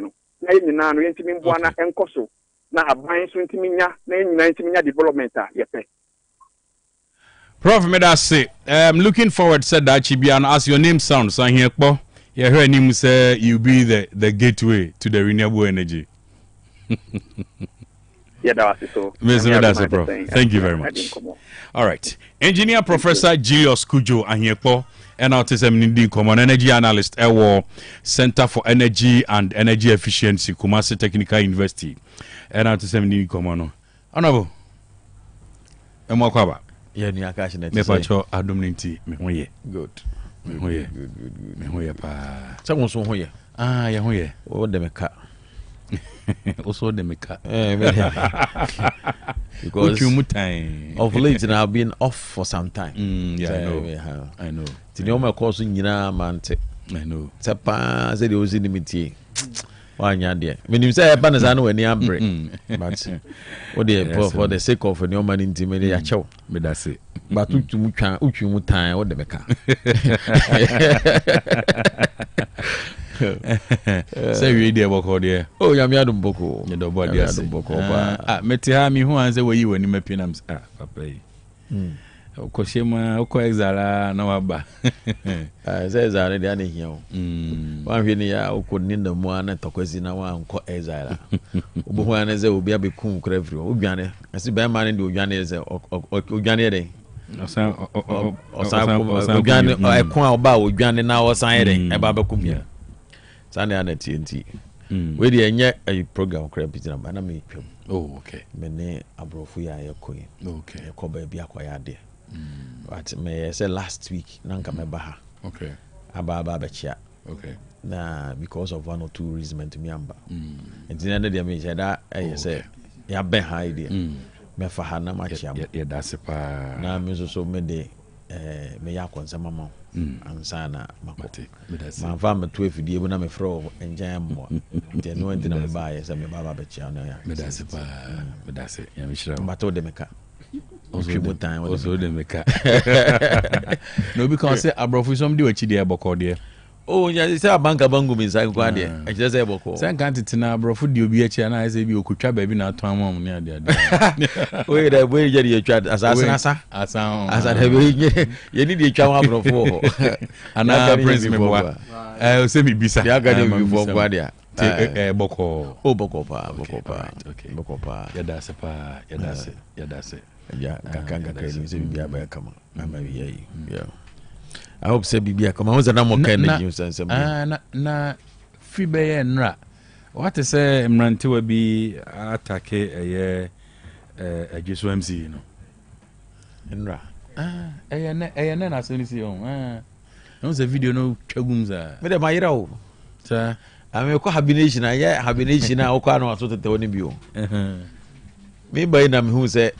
Me share plan. Me better me platform on size and go for some passive vote of no confidence. Oh, so soon. You so MC. You use MC, which is not doable. Oh, intimacy, sir. Every intimacy is not normal. Ghana Constitution, they will say local government administration. It's not likely under the local Act 936. Very tedious. I see. Very tedious. So people they can start, they can make noise, but to get it done, it's not so easy. And I remember to me. But what quiet former MC some of these issues? Oh, sure. Then I need to me could change them way back. Oh, now say my face. You know me facing the same problem. Oh, me aware. Yeah, I'm facing the same problem. But me who ni say oh say I na nipa ni bi wa no mo ya omo nye satisfied. And no bi wa na bi omo person omo nya na bi ya maya. Na yes. Whether say yeah. For a human purposes and I say for their private purposes or from BBA and money pasa. And Indiana normally you know a chirasam door. So but honestly speaking, being said I'm share the Intia Momo yes I but if you look at the local government actor, it's not easy to trigger crana to me and implement. That's the way I would say Obepam Ghana Mampini, Obepas would have no confidence in the president of the Republic. The way the state power no yes yeah Oma Quine not for the president of the Republic say Obe no. And so easy. Obey me ashas, obey master once, but to say obey implement that provision to the latter idea, I don't think it's possible. Okay. It is not possible. So where more the Doomson okay now? Oh Doomson. My Krumia fe. Say my Krumia fe. You doom na so nice what could this go do na doom na so. Yeah, I just went there. Oh, what the one I draw offense was an pa. I know they are trying, but I'm surprised. Who's the name kind of last? We say I'll be very disappointed in the former president Mahama. So I'm doing so. I just say why not there? Because me mame, I say okotu so be so. I say mo dey fun mi mo. Say be me taka wa pa o. I say mo dey fun mi mo a. Say ni pan boy bia o person boa ni bia no betim dey aboa no. Esu bia so su boa ni pa bia no. Su man because asem ato no no. Ebi ntoni da. Okay. Na so kwodi so obi ye me bio a. E kire se nye wuo na ebia nipa ba ko wu na bia se wu na ite se eto aso na wo su me bio a. Na ya de fufuru bia kire se nipa na nsu anyansa o de to no first one. Yeah. As wa ko kejite ni atobuto. Ni ayusika. Na wo se ko kejite abie mu a, wo sa diska na be shobuto. Pe baby sere ho baby ncheche ne fa ma na pe wasene baby fa mbo na da akɔhye boto no kuro ni ma me asa ato boto mo kejetia na be sumi abi o na kire se wansu anyansa mfiri osi boto ne ato ye ne first one ni all the mention but say wo de ba ko obunye no na osumi abi o de abesu bi awa but say president Mahama what na wa ma dum so became your signature what dum so became your signature what kind of president Mahama pe na dum so attach wako wasamba nti ade ani kwasa katima ni si kra dum so no dum so ya be ka jase atiase pa ha sai se wo nware ana pompa bobo rof na wo say fi na ma fi na ma pompa bo mi nware na pompa ya bo na ya na papa wa bo mo de na apaya na wo san ba ya wo so nware biem is a wo je dan sua bibia mfiri nti bi the president Muhammad I will never forgive him so ma dum so we ebe say the bad the first time no be san be 2014 2015 2016 no or some man say be mo dia I will be very disappointed in him. All right. Okay. Ebi mo no last one na maybe say abrofo no mo dwumadi potin bi o mo be di o. Oh, so broni don tu kwanza o. O mo broni a wo tu kwan free no kro a aba bibi mamu a enye bi na ne ba. Oh, dia o mo ya dwuma kase pa. But Turkish ambassador. Okay. Na me wo ho no frame say me nan fufu bi businessmen be free take your back. But don't so bakumase. Now, say when it comes in terms of Turkey, only say my take your Juma, because I had a lot of sister city partnership or Turkey, some of the municipals. So the ambassador called me and they said, me de umunante na me chiro mu system bi okumase kakra. The ambassador na don't buy say me boa me ye umajuma. Not officially say me ye bibiana. Abra papa ene asetena pa many ambassador tena. That's right. And who say open the papa the nipa brand. Yes, what neighbor. Okay. And they are big businessmen. All right. Okay. They are big businessmen. On the Bibiaba. They have a big factory in Turkey. Wow. A very big factory. They say they have a very big factory. Ojuman de omudruha. Eduru okra na I think papa we dey how because on there. We dey whisker. Kobi dey whisker pa. Eduru na almost at this omba. I think say e be use Otec. E be use Otec platform na kakra. All right. Yeah, okay. because the same handsome virgin prince. I think so mo still Sikanda so said it here. Omo produce omo ton, omo produce flour. Oh, okay. Is Ahmed, yes. What is the total quantity of the flour you produce a day? Per day? 2,500 tons. 2,500 metric tons. Wow. Is someone producing every day? No. 2,500 metric tons per day. Say you cut 2,500 metric tons. You can see our Turkey and the easy crowd. And I think they gave me some statistics. In Ghana, how much is imported? Before 4 months, 130,000 tons. The Ghana has 130,000 tons every 4 months. And it did some Ghana. Yeah, there's some. So you can see that. And yes, we producers are the way. And now factory back, no about 3 factories in Turkey and Waba. Wow. And he would use a Bibi won. See, say, was all no cardio over car, so yeah. The big shan watch it or nobody in your young coy. All right. Okay, sir. Almost be a deal anymore. What's the same now, dear Nima? Bibia Mo. Say, almost set up or Hana. I'm not sure of it.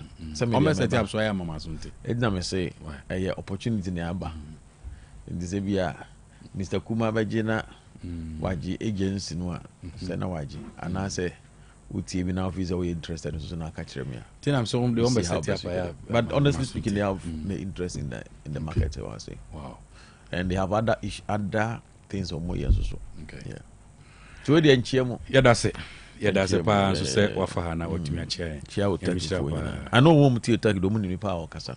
Oh yeah. Moment to take the woman in power casa. Go by one my baba ambush him. Aye. All right, okay. Interview Honorable Kennedy Kwesi can come.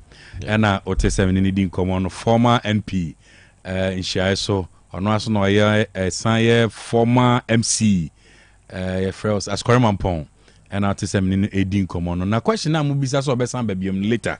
Ye ba be disan come on. Eche ye beba. New track on Obama. Amawo. Na me why na about track se obesan ba biom. Na chatawali na bebo mu na. All right, okay. Virgin. Yeah. Mwakwaba. Mejo so pa. Say bibia boko de. Yami adum. Well, very good. Yami adum. Ya boko. So bibia boko. Oh, adum ninti. Ya huye. This weekend here ko ejawo na. This weekend. This weekend. Matie ni bo. This weekend. This weekend. Shia me ho. Me shia wo ifichiro. Shia me oni ni nkomo. All right, okay. Nyame de ne so ache. That's right. Yaba. Yaba. Me da se pa. Dog. Me pa cho ewie me bo di na me bo Simon and I say Simon. Some ka jo se me de magana nice me de no. Ti me de ni Simon. o de ni Simon ntimpamcha o say bi ho a wo atwemanwa beja south wa Simon ba Kumasi insider Simon na say maka the reason why I must take you to one. I have failed an interview before. Okay, it say Simon no be to me for say Prince mami misem na menya me de ni Simon even though former minister mo e no na ye correct pronunciation Simon yes and e papa nenzo so eja omo no se omo no omo tena UK che anti o se wo Simon ani ye Ghana de minim se bi o nwa beja ho a Simon wo Kuma say Simon first in sana neti until I failed the interview. Dr. Kuma pacho mo akwa me just me pacho na mpom to say boko ye double dey say that's right yeah. Dr. Simon, my memory ho. What are just MC issues no? Mati. What? Pa. Hey. Yeah, shini bono titi ani. Oh, but minim so bi amfa ne sanka no na. Hey, no yes party ni mo ayefo na ndisi ayefo na. Enche mo benya so twe. Angofo na for money anto. Na cash. Bibrebe ba. We no. E we ndisi mu no. Dedi kai mamenchia me senior himza ma Dr. Aaron Kuma. Dr. Kuma. Senior lecturer. I say did I become say be aja bi ni nyina o. E wo used it. Empese ya ba ko so. E na aja used it. Omo na yididi omo na ase. They used it. E na menia Prince so me shani that this is the first time inti. Oh okay. Oni aye shisha. Na machia MPP for Nyankopon adom ene mi free atwemanwa beja eba ye polling station ye album ya na ye compile we said this time around mu yedin and now you see the wisdom in a year say ye to your presidential election ne kani and then ka about ni mo ye gidigidi na so ene ebia wo ho na ye din oh but enke be ye basase ni say oh basase de da bi ya se Ghana for any bio go bi am go ye basa bia o unje sangen to presidential election na ka beti se ken se ma to form no oh okay. Dr. Baumia se ma to form no those kind of mega sangen o Dr. Baumia guys are more grounds ana honorable Kennedy Japan na Dr. Bene Champion guys are te se me say nze do is the name ya Brian Nipa number 2 etika me wo form ho me ntwe ma we mfa forms because we wo form obeto atia Brian na ka di but ya 2 year no se bibia na obi amfa ho bio enti we the executives are all for more no ye ni an ye hwa ma bibia akoso ti me ba se me ho se ho da din ti me chia party for and say yenya a bit of issues from a year Asante Mampong so we had to address na Asante Mampong assembly the perennial last year to national election of want to be in the region you know want to be if we say no more 7 or court obeko na MP shahada chebenti hono de ndie we the generalizing and we know it but apart from Asante Mampong I think say generally yeah elections now are very peaceful mecha kuka just say the Asante Man MPP need us so chair leadership into yedanasi Dr. Cash yeah just wasem no ho ya nhwe ya bebre bitmesi bebre bitmesi if we say ye nyina yinim de ye nuanom NDC for a year campaign ansana omo ba aban mu na omo asem omo kan ni say omo be ma mrantie ni nwuma omo ba be ma mrantie no enwuma enti enida so omo de ma mrantie no na enzo maba enwuma no sabi mo chema amo ho no mpanifo na amo di animu no mo chema amo ho no omo fo mo no mo anya bi enti omo adwem no mo susu se adwuma no mo your friend is say mo na macha ma mo na mo di enti nei no NDC for mebunu bebre abamebu ani da so asa na onim nanka de eyo money da so pa so kese soldier ni police ni fire service e ka say fe so what ngofo ayes number na etoy no 500,000 yes here kwa kofa 5,000 na omo fire ansa na president vega say odebe omo fa 3,000 as 4,000 bin count me were 500,000 people and a top forms no just imagine half would the mean say a call election no omo e wini enti 500,000 emu 60% let's assume say omo NDC for and just 300,000 of the people who bought the forms NDC youth now so for move 5,000 just imagine a mebu no omo tu money that's wasa na okwa atwuma ngo beja kra dia ene ye da ho ni say 5,000 na ye fa ye ni nyina no omu nim nipa ba ko a atwema ngwa beja south asem na make you me nim say it cut across omu kwadu omu boy na members ni bi ka kire privately say ye nyakonya bi say yemfo yenka omu asem mom no atwema ngwa beja south no omu nim nipa ba ko say ya sa recruitment no ye de bre omu no onyae enti omu bisa say fine na sa incident it cut across all the district. It is how obebunu no omo obebunu ba ko ono ye NDC ni a ono otuma NDC thinking say we teacher training college they feel neglected. That is it. Ono we but we are aware so say enyo bia so na obetumi party betumi ama na adwuma say dia otre but me do no emba yibu emma akomato.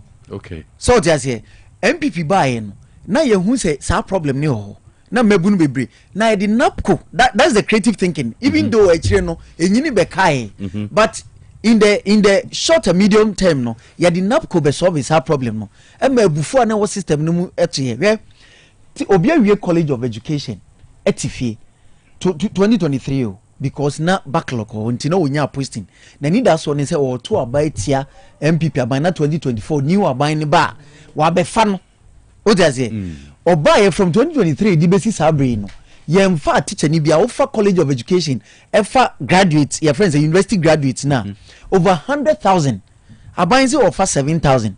Let's also grant it say majority NDC for intimu 60% or even 55% NDC ufa ufu say nubunfu.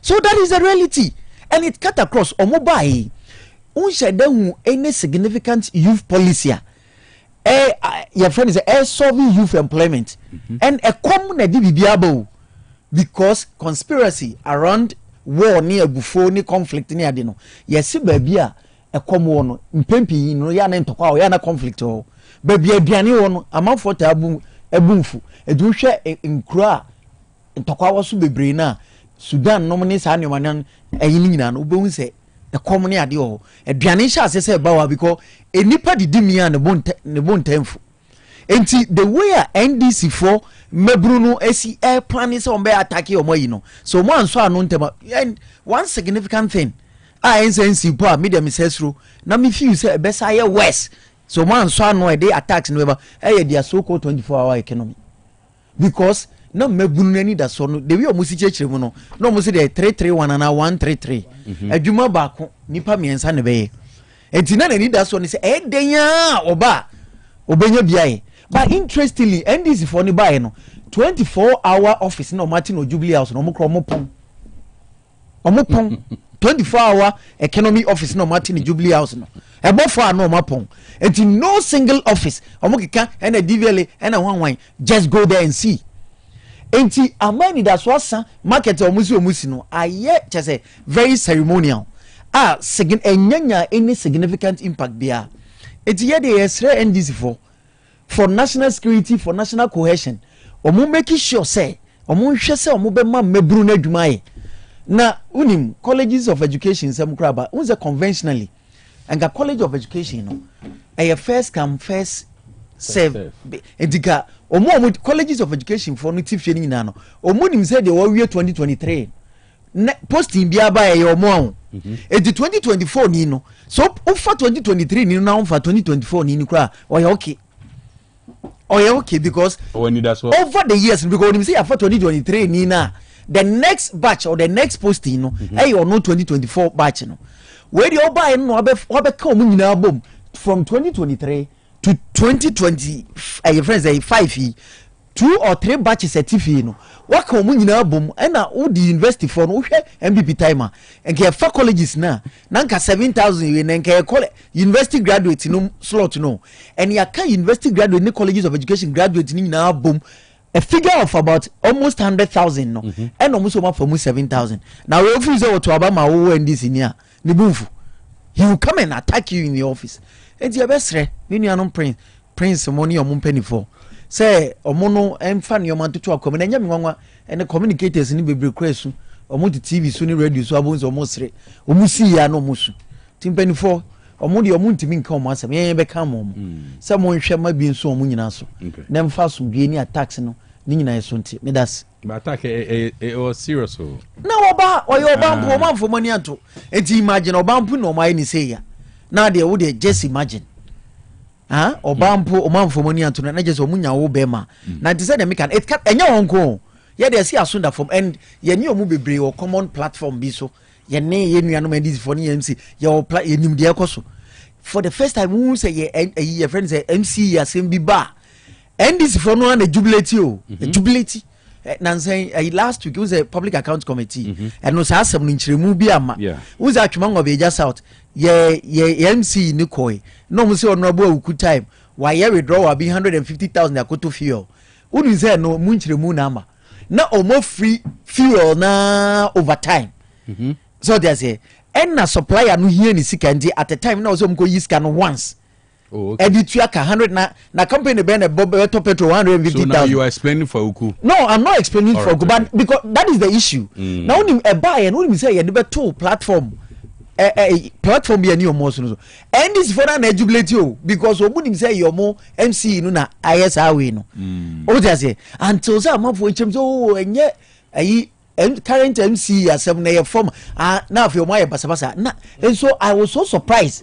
Say NDC muna angasa no omoni agi say omoyonko ba kwa hwe ase o just say na zoku nkom na man from penalty I am be say atwama be just out ye catch omu say o enye we de enye okum kom o na ye for na so mukra bo ofu say ade na enye okum kom and it cut across nti e besre eye kom ne adwuma ya anyway ya nti aban mfa na nansi fom no mfa adwuma mra medas papa Virgin Prince say ejiso asem na yedidi kan ne pa joan okay so mama nchia wa for time na recorder da nti mama nchia wa for yina ne wan kasa na me chia me boss honorable lawyer Samuel Safoduku. Oh okay. Onzo ono pe regional secretary. Nti lawyer Samuel Safoduku asia hene for mo NDC mu nyina no. Was starting mo kasa enti obeba mo nchen ne mo abe kasa ye waye ene ne opese oye so be ye regional secretary ti misre mo a montina so pemu ne duwa watu mabama no okay na honorable Isham Alansa bonsususo unzo ono na ye regional organizer watimi aboa ni other executive members aboa ma party no ho ayakono wasante memo mo ba power dia. And there's a different strategy to maintain the party in power. And he opesoye regional chairman. And he asia hene for starting more kasa. Obeba obia so na so. Nti edru ho a na mo atie na supreme na mo ato abama no. Minia cash. Ni esi wo ejiso no. I don't think say as a party member ebeye mede. Whatever the problem is, they must solve it. Eti me sure say regional minister owa e de na be si form. Party nsem so a regional chairman owa and Augustus Andrews na nakwesi. Odi na be si form na enimanimu ya omo meet party ma na omo koye saade no. So omo de omo saka obi dia na criminal. You can shout, demonstrate about your grievances, but untimi assault you be. It is some way sadia any criminal. But apart from that, a party moon semu ne Juman sema. And when you 19 I say we original chairman, Uma was so echo form.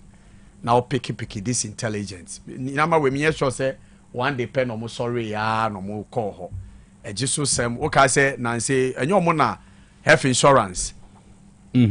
Almost yakofo bi omo nimu no anti omo mpene okay omkoloke eye jiso nti as a party person no eso who say bibi wo ho that intelligence should have been picked by the party in the region long time ago mo ntwa ama kase ko attack the MC who osayo ba it mesre regional chairman any regional minister mesre mo make sure say asem we no mo be ne penny at the back se na be ya Jesu for subenyo mo MC no aye adwuma no aboa and yes our constituency in be noisy we don't want that se sia ye mpuntu dwuma that's what we want our people to be talking about just so I'm sure say mpuntu dwuma bi ikoso ISMC ye kokoko ema just for who say President Mahama Bai or ye mpuntu dwuma bi na so ene ye ja to ho na attack ye attack ye ho na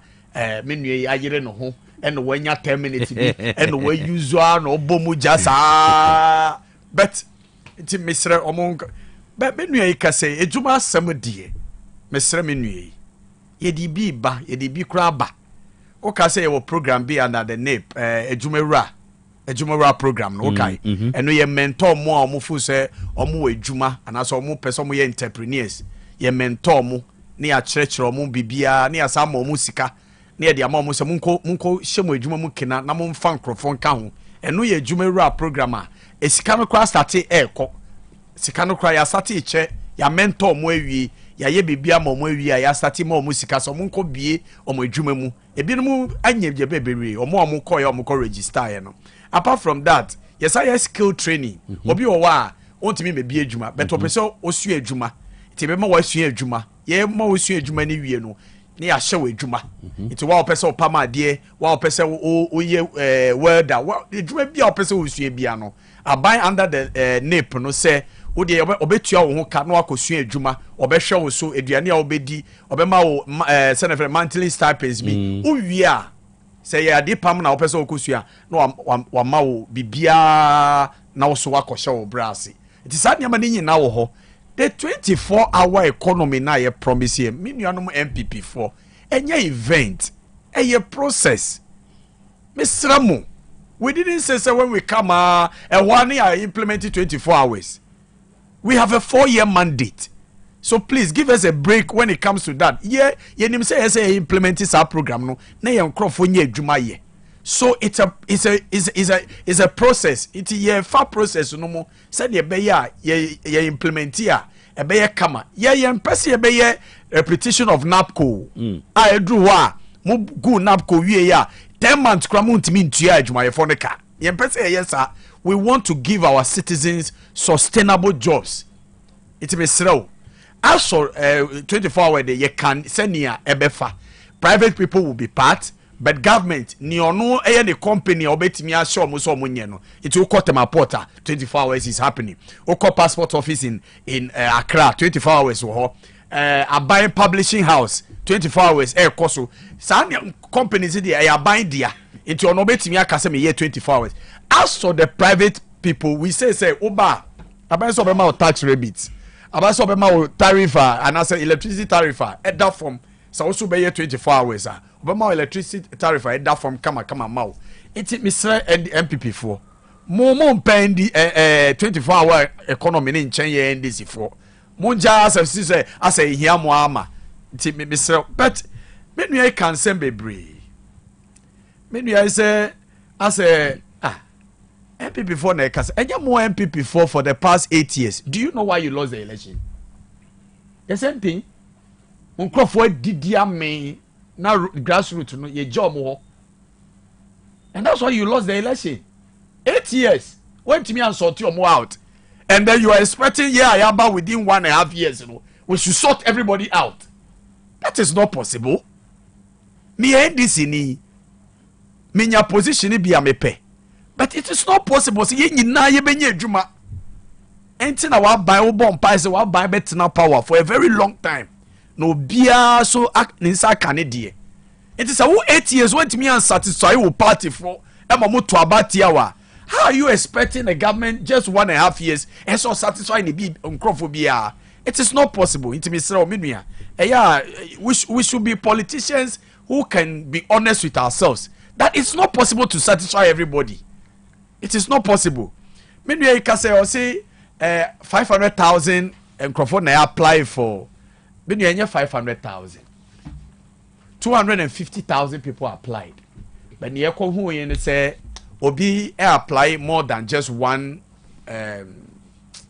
So Obi apply for police. More than one apply for immigration. It's me for say double. Who can you know 500,000? But okay. Singularly there 250,000 people. But that's a lot of people. That's a lot of people. eti aso president no so aka say yemfa about 500,000 and I say 5,000 being count na nye 10,000 and also that process is still ongoing. Iti eno mpo de ye we na me nua ka about violence nature of the NDC. Na me kai okay omo security coordinator no war regional office. Onim nia data force for ye no. Okay judge bia no nyem. Operado. Baako bi so ka ho. Omo ti say omo pia ne free regional office test no so ama ne sisi kra bo form.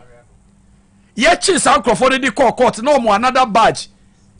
Oba wo ye judge onyem.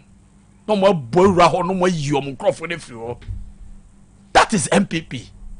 So I'm so surprised that many MPP ni about sending a year NDC for ye to trust them. No, many wo party mu no ebi wo ho bebre. Iti ya susu ka ye de susu go mu nchine.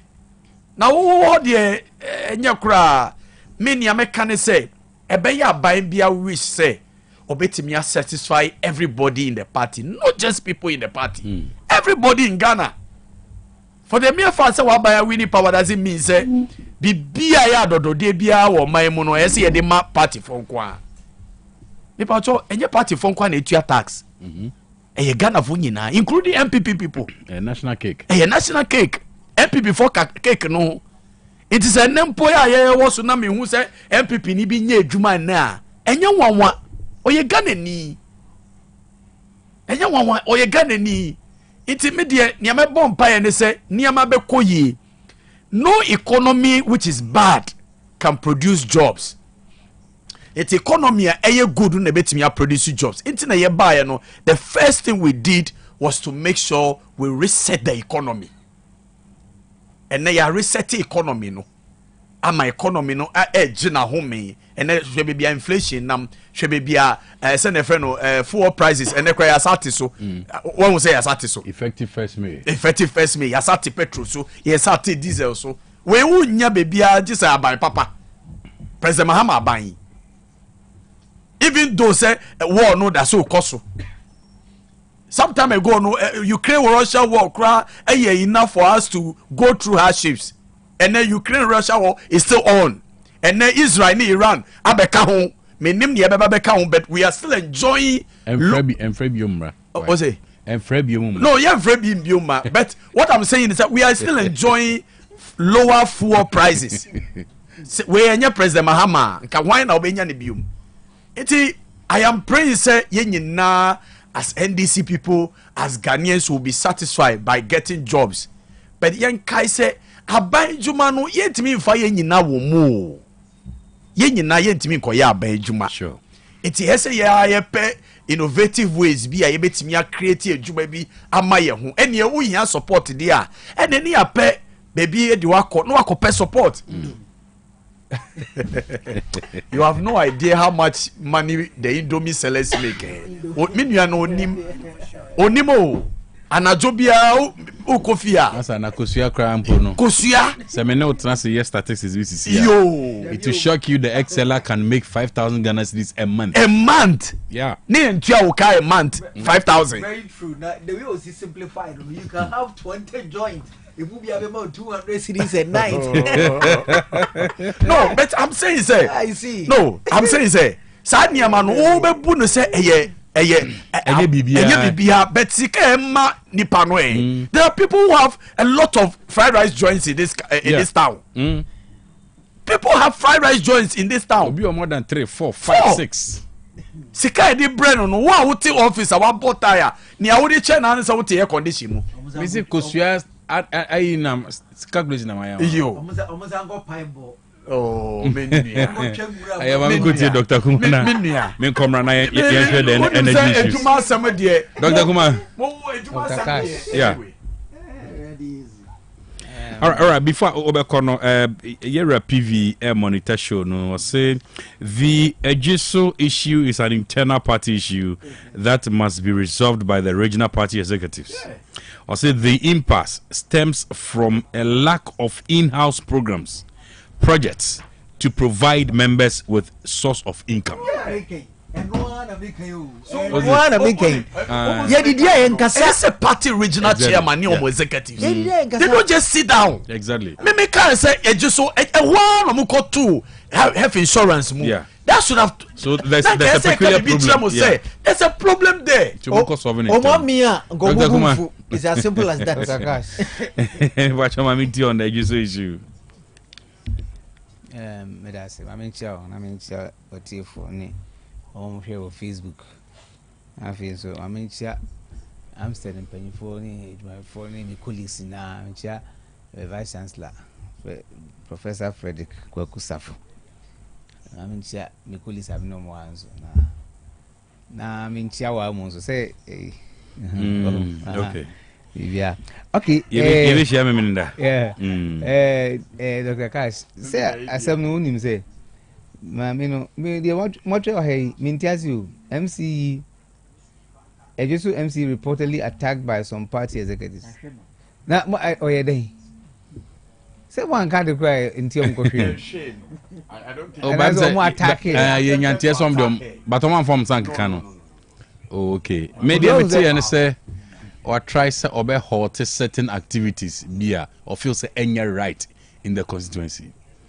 And then especially renting out government facilities and some machines be and also there be that company and massage median cost party force hey there be that over the bay and this muna here for now ma wo when be MC because me ustati na ho na madwene si say ayesa no o ya die bia party for rompe wa hwa esa party dey tell usi obi kwan obi ni bebre because obi so feel say ya ban na aba nti ya ban na ban kwa dey otumi si etumi yes ade we sane na e bebre so but it's not the best serious issue e wo Ghana party we nye party we nkwa ho say maybe a omu na ba sa no mo ye obi aba na eduru say ye to aba wi a na omo akọ omo mpanyimfo so we mpanyimfo no some science be yeah kwanya mfa so mo campaign no and it too populist and simplistic so on say na prince can say 24-hour economy any event by a process were they telling us that were they giving us time frame? People were even asking them say 24-hour economy mama broad process a best start time ben a day na mo be action ben na take it by it was only synchronizing in our mind say 24-hour economy 133 na ya can say simple me there be a me can say simple nipa me ensa bi Ghana amembeju ado and I call nyame funny currency and I call vetting just rude intervention 24-hour document no say enye bibia na ye crafty on a campaign na ye betimi aka ni nyina but in the document that was prepared for the 24-hour policy everything was detailed everything. It was detailed, but your communicators. And I expect and mind you, no profit. Detail. Yeah, I can. And we are listen. And we are the people are a recipient of the policy. Of the policy. And say me no metimi krom jache. Now mama tia say 24-hour economy. Say ejuma bi kwa wo krom ho a. E beti mama na 24-hour economy. That means the whole day no it can be done.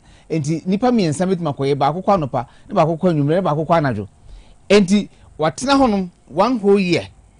You have not talked about who say was secretariat na dog can say secretariat na wo Accra no omo pon in a jovial manner, but I think that one critical thing is that 24-hour economy at this time no and you are showing us actions me concern na ho me concern say me the policy no me 24-hour economy ubi so bia oye political hearer listener ewo Ghana ha na Kumasi a obeka cho say me go dem suggest my NDC for say 24-hour economy the latest country that has developed 24-hour economy Sydney, Australia. No document because I was supporting 24 but what you was saying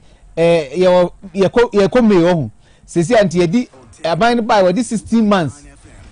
Tell me which particular industry, company, institution you break it 24-hour economy. I'm na simplistic. I'm here who say, oh, this show say quite an immediate 24-hour economy because you started from A. Oh, generation. You will be. And is a member to one more. Hope now will be dashed. It is almost unknown. I did about Ayana politicians said to me, also with me, my as a free when they say Ghana Hankwani, the only country, say, yeah, party, Juma, your broom rassle. Yeah, party, Jumanti, just a party, Bapawa, yeah, dear, yanka, normal, ordinary people, no, almost a woman. Debbie, Omubrum Rasso, where Omako Boma means Omubuno, Omukano, and can identify as uncle for now. Kawasanka, what they say, I think a lot mistake is called. But one say, even you know, next uncle for your Mokoya Sadiamano, any party as him. It was every single day. Just a party for no one a party or power and quo, opposition crowd with me. Position crowd, yeah, party office creating me come before me. It looks like I say Ghana says and who join MPP or NDC. We a lawless person. What is this? Dr. Cash, what is this? Because it looks like so about power and I saw the here's about tagging who's maybe MPP but tagging who's maybe NDC. I did sometimes I never because I did so then a party as him because MC the office that's what you be pa. Well, some of party hierarchy. You lodge complaint to the party or idea be a how minor or here and now say mutimi de no at the higher level nessa blossom and so we have no more and we have next time ampa no more next time another MC to why another sometimes obi quiet you can say chief executive now and can say yeah brace kana maybe when asem wow a party for no ti omo hwase en kan hu say political party no ye the odon ekodom yeah wa say debia last time at one of the radio station I said they say na say me the media ba me hu say my name is school for share especially omo modu fana ya on Dr. Cash me two omo for futu am do two omo say Ghana na sesa say wo ko pe adwuma sometime hu odin unim number of students are here churning out every year. Yen Amstead cry sorry, you said a cry yeah small in number. Yen make university ni adeno. Sometimes the student population yet me admitted student of about 10,000, 20,000. Wow. Yes. Now we admitted 20,000 students. Now they are almost government payroll. Government ni payroll. I bruise the number of people on more payroll. So any government only be 800,000 and a private sector and we be 600 or 700,000 and our kabuma only be 1.4 1.6 and almost need contribution. So that's the state contribution rule until them government payroll my friend cost net they will be out a normal work be a former sector piano also could just net we state contribution state only be 1.6 or 1.5 million people create population say yeah be 30 million plus. To the young fan say, and Kara cry working age, no, and you bear 18 million. You were about 12 million people are almost energetic. Could they pensioners in film bear 2 million? And to bear 10 million people are almost energetic, also more. And they are buying quality my form. There be even a talk private sector private can and easy. Vacancies are not there. Private sector, how many times one say private sector be a fair large number because almost there almost every Juma on the basis of profitability. Okay. And to upper margin until you want to me for be just like that. But at least I buy na only to be fair nipa because sometimes I also offend nipa no tuamka. And to the buying and look at I buy say yeah the be a friend of financial clearance. And to so or friend nipa say nipa no onya enough funds to pay them because uncle found na example to into aka na so be so asem. And one say and the man adana me no din komo bi wa.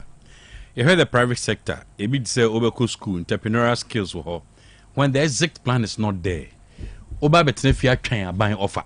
Say enu na ya kogu aban. Enu na say ya me di two rantie no na afo no say yen susan ye ko school no unfortunately yen ko school no intentions are near the school na ne say who ko school o ma me eno papa no ma ka che say me hwe wo you ko school na be ye adwuma na fa bi hwe me on kan to say you ko school na be pa adwuma bie oh those times na ye ko school na sa ade kura ni ye vocabulary na wo we school kura mpo na sa wo trefie 1 year kura na sa wo nya adwuma ya ama for dream mpo say ade school na ko e wan pass ana sa na adwene ankofo na wo we na wo cause e wadwen say wo set up business kura obi a ko school there wo set up business kura people may think say na dey wan pass school na and then the situation has turned and mind you kura mpo say private sector entrepreneurs no in fact they hold the world omo na bie nyuma and omo fa nkrofo a large number of people omo kuta PhD masters hwan obi bie adwuma no akoye bi enti u wie school na say aban ewo hope ma say o me create adwuma mo ebi onya bi ma wa na ye party member memfa ho ni bre enko kontokwa fa kwan bi so na so pay bibi starting e bi kwa in the course of starting well, the good side ne say da bia na no me kan say the good side ne say me the me 2 months no mobile no for say join a political party Ghana has say one join political party unye because omo no more opportunity and e bi kwa start adwuma no kwa na omo no medima bo no more opportunity I tell you because only party bia there here and what they want din say woni party bia na abia abai contract ye prapradwom ye do kwan ho ye adwuma nso brabaji bi o ma ho this obi a wo party entu de ma obi an ko join party wo benya kwa join party me nya NDC MPP ukuta me nya card o na 10 cities bi akutua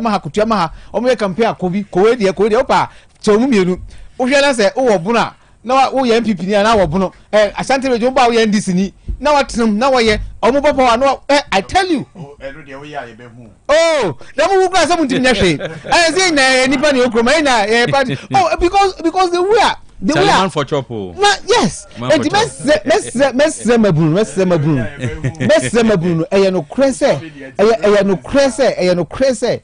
no krepa say aban no opposition or your campaign or your promises dodo nenso oba power on team for because a problem with the governance system. Your governance system no is said that omo the 24-hour economy near the council and before can't say one district one factory 8 years omo ye na one district one factory no na you shame brother sesi akwa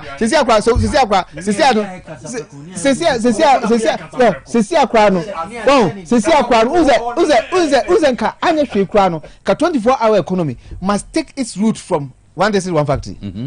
I've said this thing here. Yes, it was just a continuation process. It's a continuation process. Because anywhere, where lies the production? Because 24 hours, half an hour, the production. And so one who said, I buy no, the concentration is different. I feel the president na Mosisi market for 24-hour economy. Yeah. Look, no, now interrupt me. When I finish, you continue.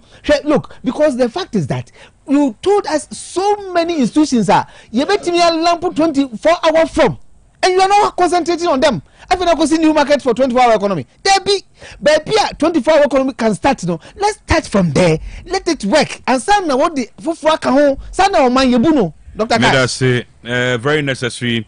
PV any show and now say over the last few years, 360,000 graduates have been produced annually. Only 20% are employed, leaving 288,000 people on the street of Ghana.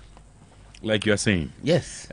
Me fa birthday wish we ncham fast na ocham manyan ntama ondunu na mapon. A glorious birthday.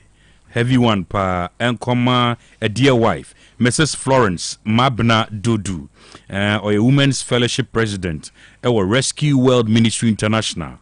A birthday wish coming from your husband or say I love you to the moon and back. Enjoy your day. A birthday wish coming from your husband Richard or so do style be near dia I said a baby bianso ebe kama ediama wonti all bills why all bills inti bomodia all bills once again, happy birthday to you, Mrs. Florence Mabna Dodu, or your Women's Fellowship President, or Rescue World Ministry International. Once again, happy birthday to you. Before I make Sir Adam Huabano, Abapamo, Ghana's biggest online shop for quality products. Sebe oni won kita modien be ye kama intime pacho. Furniture a year Play Store and also App Store. Download the app no ho. And obetumi ato amonso ewo www.abapamo.com. www.abapamo.com. Obeso bo ananko so tafo 3 months. O mene sakasaka park no edi enhwe. Inti say electronics and also appliances and our power. Omodi afo ani kire hobby na ebebo pa omodien omnyoma nso ebo nso da fom kulam say wi anwom no. Say udi dwa ewo app no so na utua ho a o me deliver adiama free of charge within 24 hours o mamu ababi a wo bia no onsa ebeka onyoma no oso boru mu so na beso tua na kakran so a enu so obesom na o bibia kama adiama ho na kai say yesi na so bedin to ifro anasa so emu pemfide na ekuseda e Hepa Plus live man no na o say o fall on to send be bibia so ebe fine pa adiama ho nti bomodi afre Hepa Plus live man ya Abapamo e was 0593 386133 0593 386133 and at 0593 391848 0593 391848 and right Mikhail said private health facility based in Kumasi aye biaya wonum amanfo ko gia yarehwe anasu pity wo pe aye physician assistant intime pacho yedi nkomo sabira na utie mi uni hospital bia uye mu adwuma de hian se oye obi opa adwumaden wo abotre na ye de adwuma sha wonsa otumi ye ne kama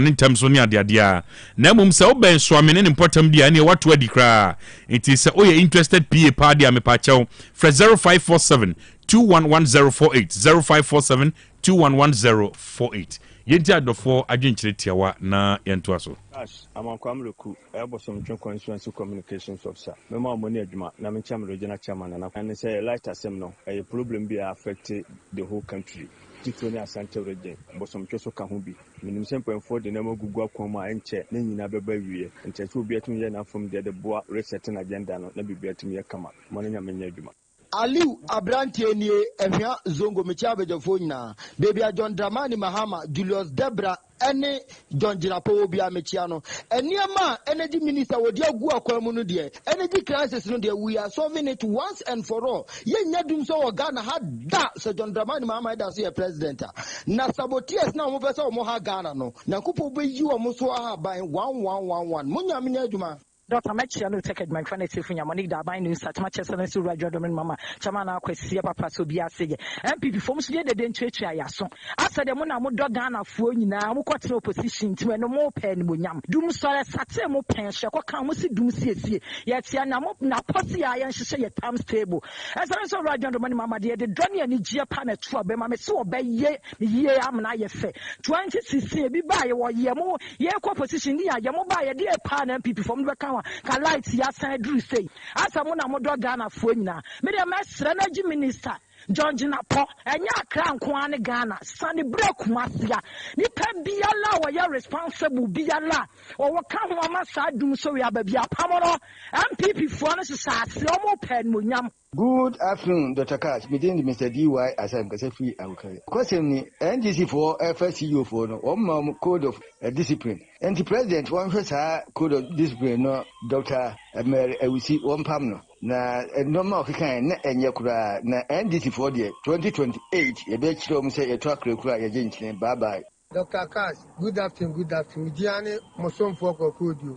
Yamo NDC and Penny Faba so far, sir. Sa power ya baya omodio mania siso MPP ni ase papa biaka wongo ka gukwa sanyo no moja se aban papa ba man se aban tie be sempani fo muntu ana mo na obia wasafata se sabotage bia kwaso bia no munyini mfirim Odia Gromu Dr. Cash Katachie Mimohama Omani Mamidiane Yaw Amponsa Asantia Chim Krofa Himfi. Now NDC focus Ijebi na Shima Ha Dumsa Ba Mobwa Mdomba de Bia Dumson Kwa e Ghana for ya tour Benue, Member Miamra. Amisha Wanabo Dania Kokumensa DK Minkami MPP Regional Organizer Shanti, Ubi any Mumushi Medasi. Dr. Cash Mimawaha Kwamini Abu Kese.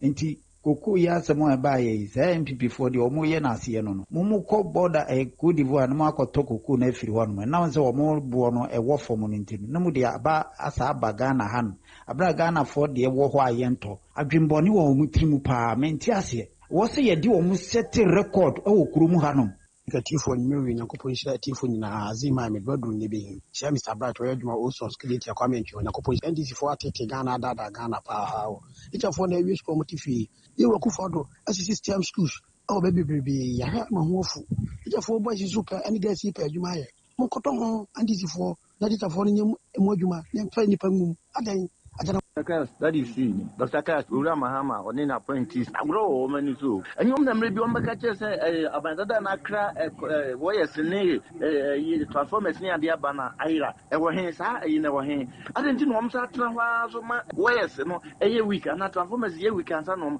asesa I grow many so na galamse no de wo mo na tu mo ntimi ntu ase ne ntu ase that is Dr. Cash, good evening. And then someone here, Papa, that could be the everyone is MPP for Soria and the Doom Saba.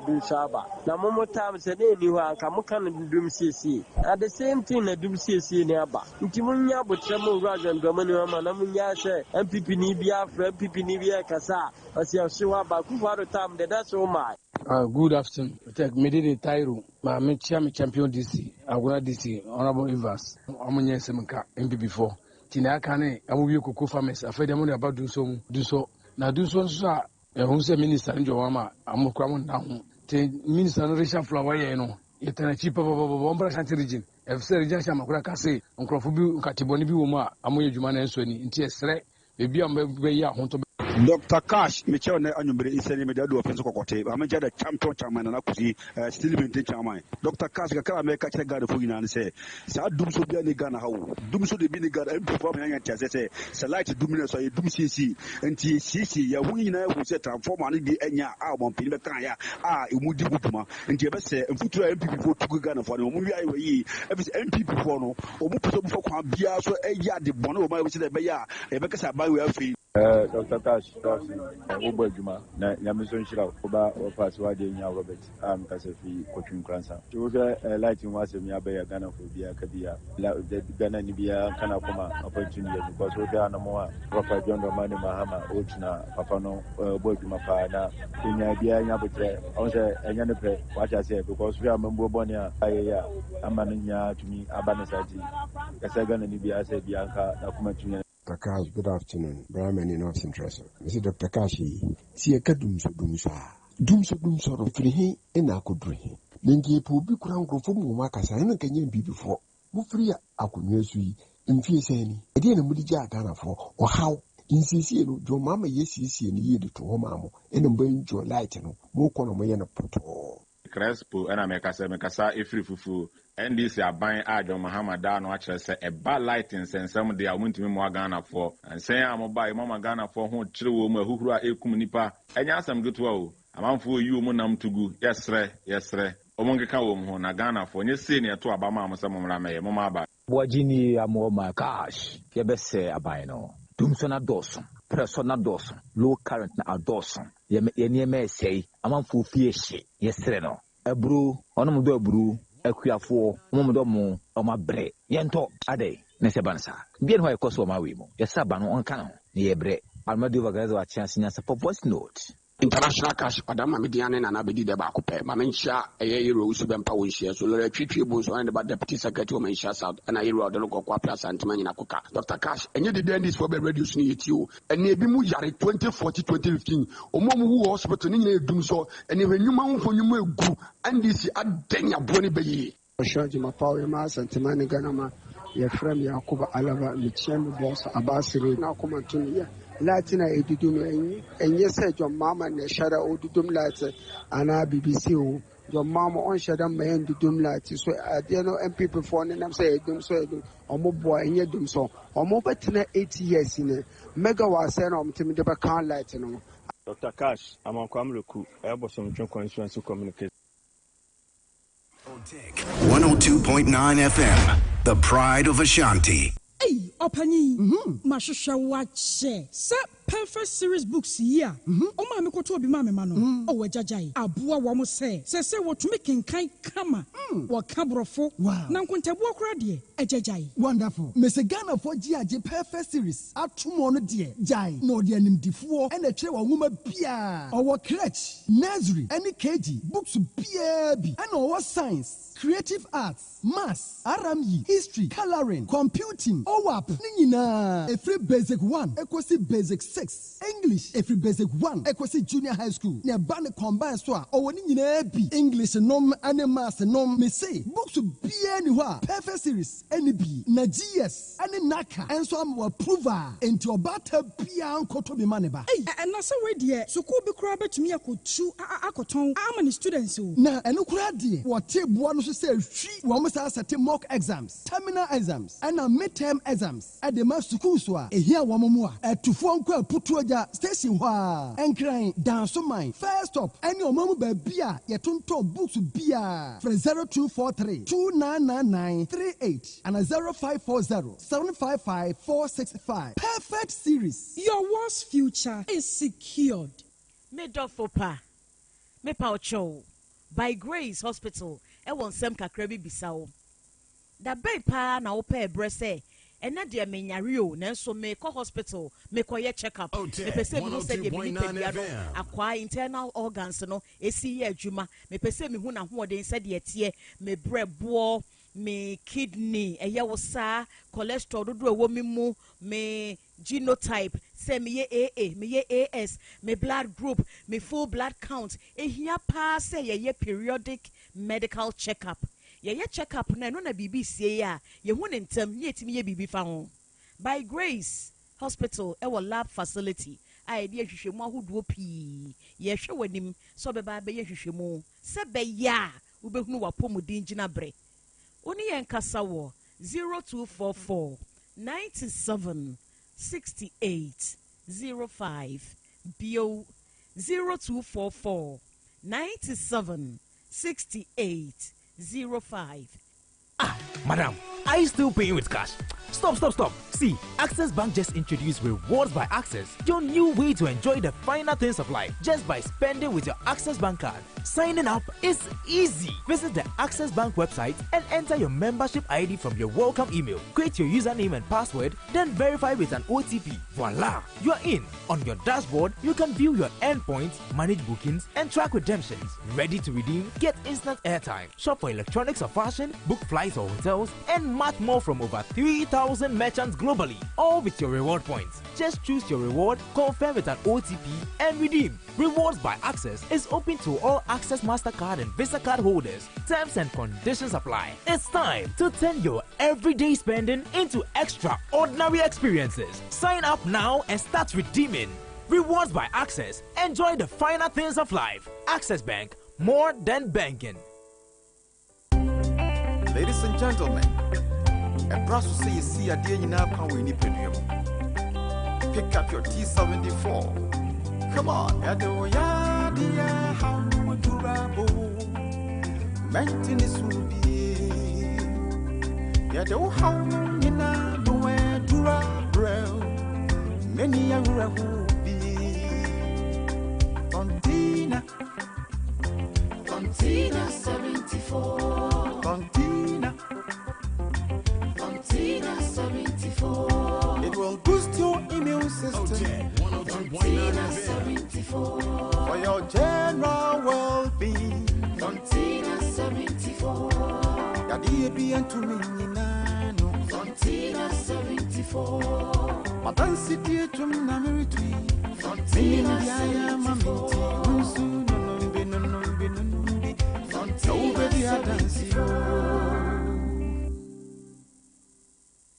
Otec 1029 FM, the pride of Ashanti. On Otec 102.9, Yokoya, Yasamba. Dog.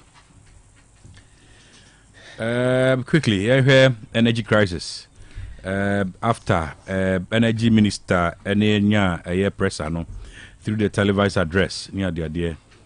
And Rami, the kind church, Munsu say, Opa Yachel near the idea, near the Incoma, no Casse. Yeah, how are you, woman or Tiasia? No more, you must almost of issues. So gradually, Ogusua or say warrior. Na onim sa IMF nso enche ye be exit. The production ahead of IMF exit. Yeah, within 10 minutes. Wait me. Okay, me that's pa. You see, Minister, toda ya na suahunu manipa ebre no ho ase. Okay. Bibi abre ministers. Energy minister won say or president boy. You think so? You know so? Oh, say now we share the body language through the press and now. I feel they all come a patch. Oh, also no Sam George Felix. Omo no kasano no muni peduano so ya the from body language alone. And because they have a very huge space in NDC because more partner there. But for the first time menra press ano me say afedi adibi bre minister, and I think that is part of the learning process. In fact, let me tell you two things. Ononobedi minister, no, two major problems with him. One, poor communication, poor energy sector communication, starting from Ono. The very day, President Mahama, one of the best speeches, in fact, na MPP yelusu ayewu ye ho ano na President Mahama's speech no na ye so blowing me kai me call radio na me hu dia me koka adana na wuja for grantee he say in the next 5 when dum so be ba no 5 days say na dum so aba what and asema President Mahama kan ni nyina no after the discussion was about dum so and so poor energy sector communication ever since enye papa under him the ring as what I say and edidi so e wo mu an obeka kire say container etuaira container won taban minister we see etuaira afi container eventually ehunu ye and edidi so na afi dum so no ba you see o can say 5 days as a 5 hours e benya dum so no as if say adana na dwuna no mkoto oil e be process here and as if say ye the be 1 week and enya oil koto oil be process e dey generate electricity. Okadum so no the light was sustained light ni sisu sa entide na eyewe na je so kan bi di keke and that is the problem you see issue yi buy dum so issue say e buy ya so intense and no mo si aye me dem me ba bia me onu dum so no e wo hom emu dindindin you see say tuanse ni aye na ni adum no enkawe ni aso afari ni adum no emem ni aso sa na no ntikro ni toto aso edi unfri ukro mu nkoba bi fufu abega say o district ni na municipality ni na light it is worse now nim once again communication yasem ya making e ba ye no unim nya no omode ayi te say the minion prince ye jaina ne kasa wi a wo ba be one your friend is saying fort at Ghana gas enchemu defense omode ma ye no de di ho fire ejato gridco enunti na ma ne basa de di ho MPP for bi wo ECG na sabotage system no de di ho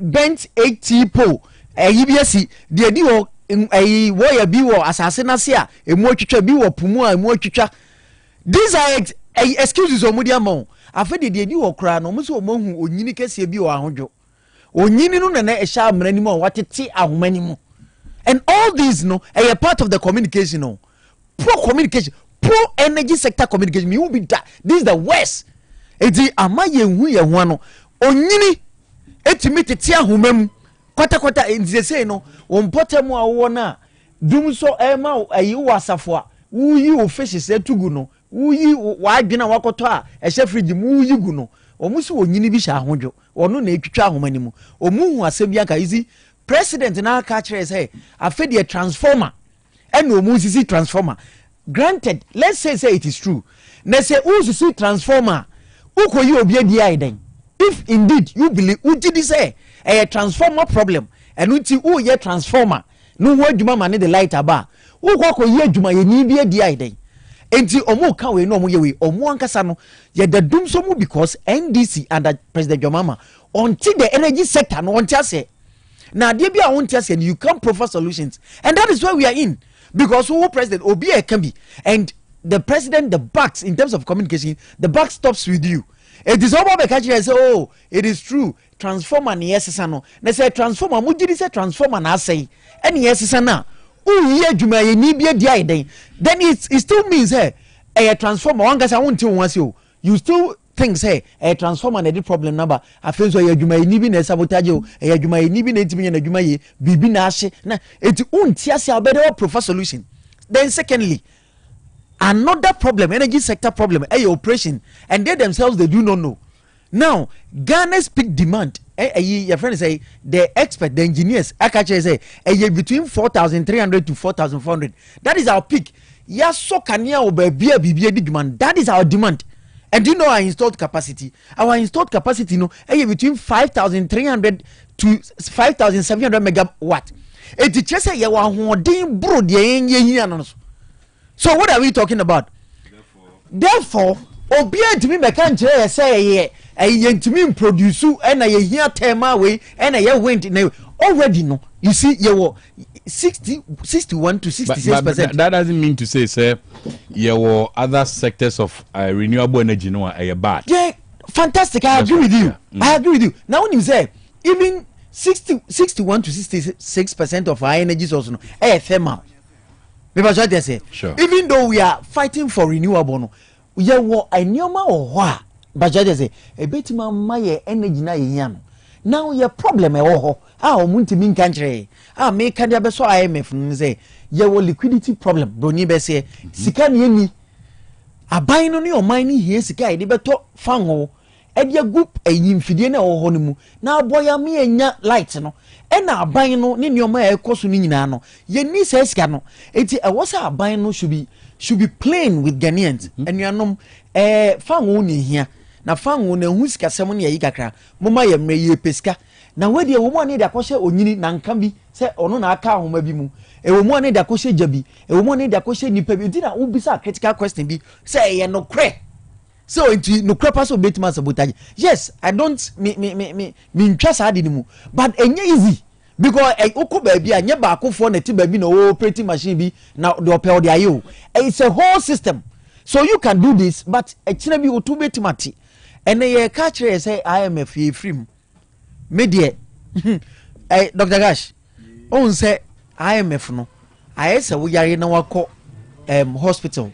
Na ye see be your surgery. What say your surgery? You free preoccupy for second twitwa. And nurse for no de mpanie bi wo. I don't know my friend say anesthesia processes. So mo de mpanie bi wo a afa ye twa wa wonte. Sana IMF situation nai. So mpanie bi o mo de wo economy na onya shocks bi afa ye twa wa wonte. Now NDC for buy ya MPP ye hu tire na ye kwa IMF no. Na nioma e ba fom. NDC for buy no be inherited that IMF nioma no. Enuti na bibia da na kwan mu. Now gradually unze omoka che say IMF ne nyema bi da kwan mu a ye be exit. Now that anesthesia process no na we nipadua ni mu no. Omodi wo ye no e free mu ba. Eti on they say dollar gradually. Omo ba ye me car use gas. Now me turn 7.75 just 4 months ago. Per liter. Per liter, all right. Per liter, 7.75. Ene 10.6 gas per liter. And the petrol is saying 13 point. And significantly different from ye free tsunami singan ayedeno. Na liter, 14 something. And your mono bar first 2 years are uba a yimwa because of IMF nin your man your mantino and your my way no. And even at your best, you are selling at 13. It's me show more worse. And I am afraid. Say you see and your mother na kwemwa. You see IMF no who ni hodia o grade you you. Who ha obi bia ye kama. Who free man afi wa sha say downgrade you. Na IMF no any nipa botom. IMF no any me maami a wote techiman dwom. IMF no ono ni me maami a wote your friend is saying kejetia. Wo su se ne bayre wakofa bebu e pro yento. Wo su se ne bro yento. These are the realities. IMF no ni me aban adwuma yeni mi bottom and it's for 10 years yento market you less than 10%. Now under President Mama and the best await my aban adwuma yeni bi 9%. IMF no ni mi bottom. And so that is the reality. The red minimum prince because and the inflation nam 3.8%. Now inflation nam 3.8%. What do you say? Na me to na ye me to ade ne ntona ade ne apra. Won di say dwemu fo no gase. Na ne oma boy den kura no ne eto ade. Na bro ye 14 million no 1004 no. Omo ko fa ba na nso to. and the broya 400 cities no kofa ba na say IMF no ni say woni ahode a wodi to koko etie de yesu ye friend say empire ne yeboma mo samosi enne oman na ye na nti yemfi IMF a empire ne yeboma mo but koko no a yenye scam fantua no these are the realities and Ukraine need to wa no hwe enye book mu nyoma oba be keka kire no but the reality is that the koko no kofa buy no what matter all right ne buy no what ma boy stimulate economy no ama buy no yet matter so these are the realities okay and ye ka kire mu no more things o mo be so kania no apart from that does it really mean say OTA unni gidie say ebeye say kania no and ogidi asan no me ni gidie say ade no ne solution ani say aban be pesika and sky ope no obe pesika dedicated un say oba ya obeji 1 cedi na make nti na so ope na so 1 cedi no na make just say time no energy sector no that is the one of the easiest way aban betim the agis free economy no because virtually it looks as if say like the obiet to me you should it's here no ko 1 cedi okay but yemfa ni say auditor petrol enka dum so ni oman mu eto mu pesika o mu di beto petrol na enya na nkania wo na edwitwa ahoma bia mu eya petrol ni eni ebiana nankano skin you very sharp all right thank you Dr. Simon Kwapati ni tenika na me fa kwan we so enkanche Ghana fo nyina empa omo acho enkanka asantema mu amewo say on behalf of the president who leads the government and on behalf of our party chairman on also lead party no mijina party na nemu ni aban nemu pacho say unacceptable say you go through doom so whatever we are going to unacceptable it ye be pacho e be catch a man for say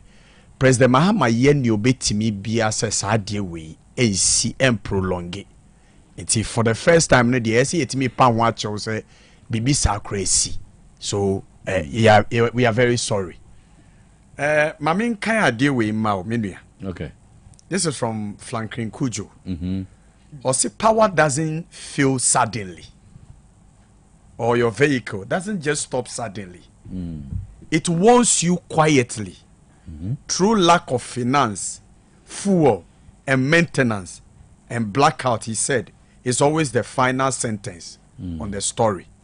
Maintenance, crime, fan count say routine maintenance. Thank you. Me pacho routine. Ade we are no. It didn't just something happened some time ago.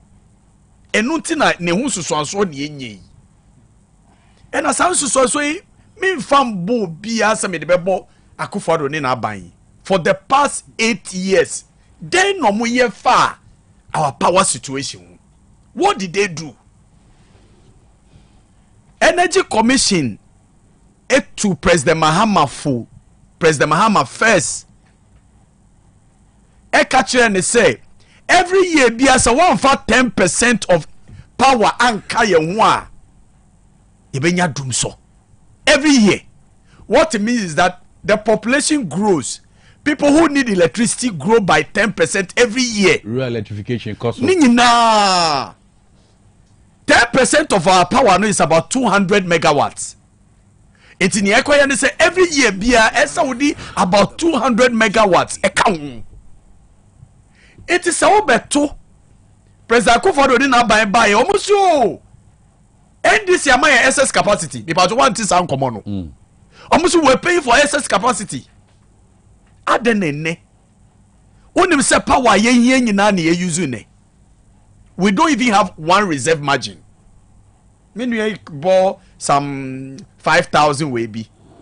We have available capacity and then we have dependable capacity. Yes, Akosombo is about 1,000, but also almost 1,000 in yina. Tisana energy adieneti. It is for the past 8 years.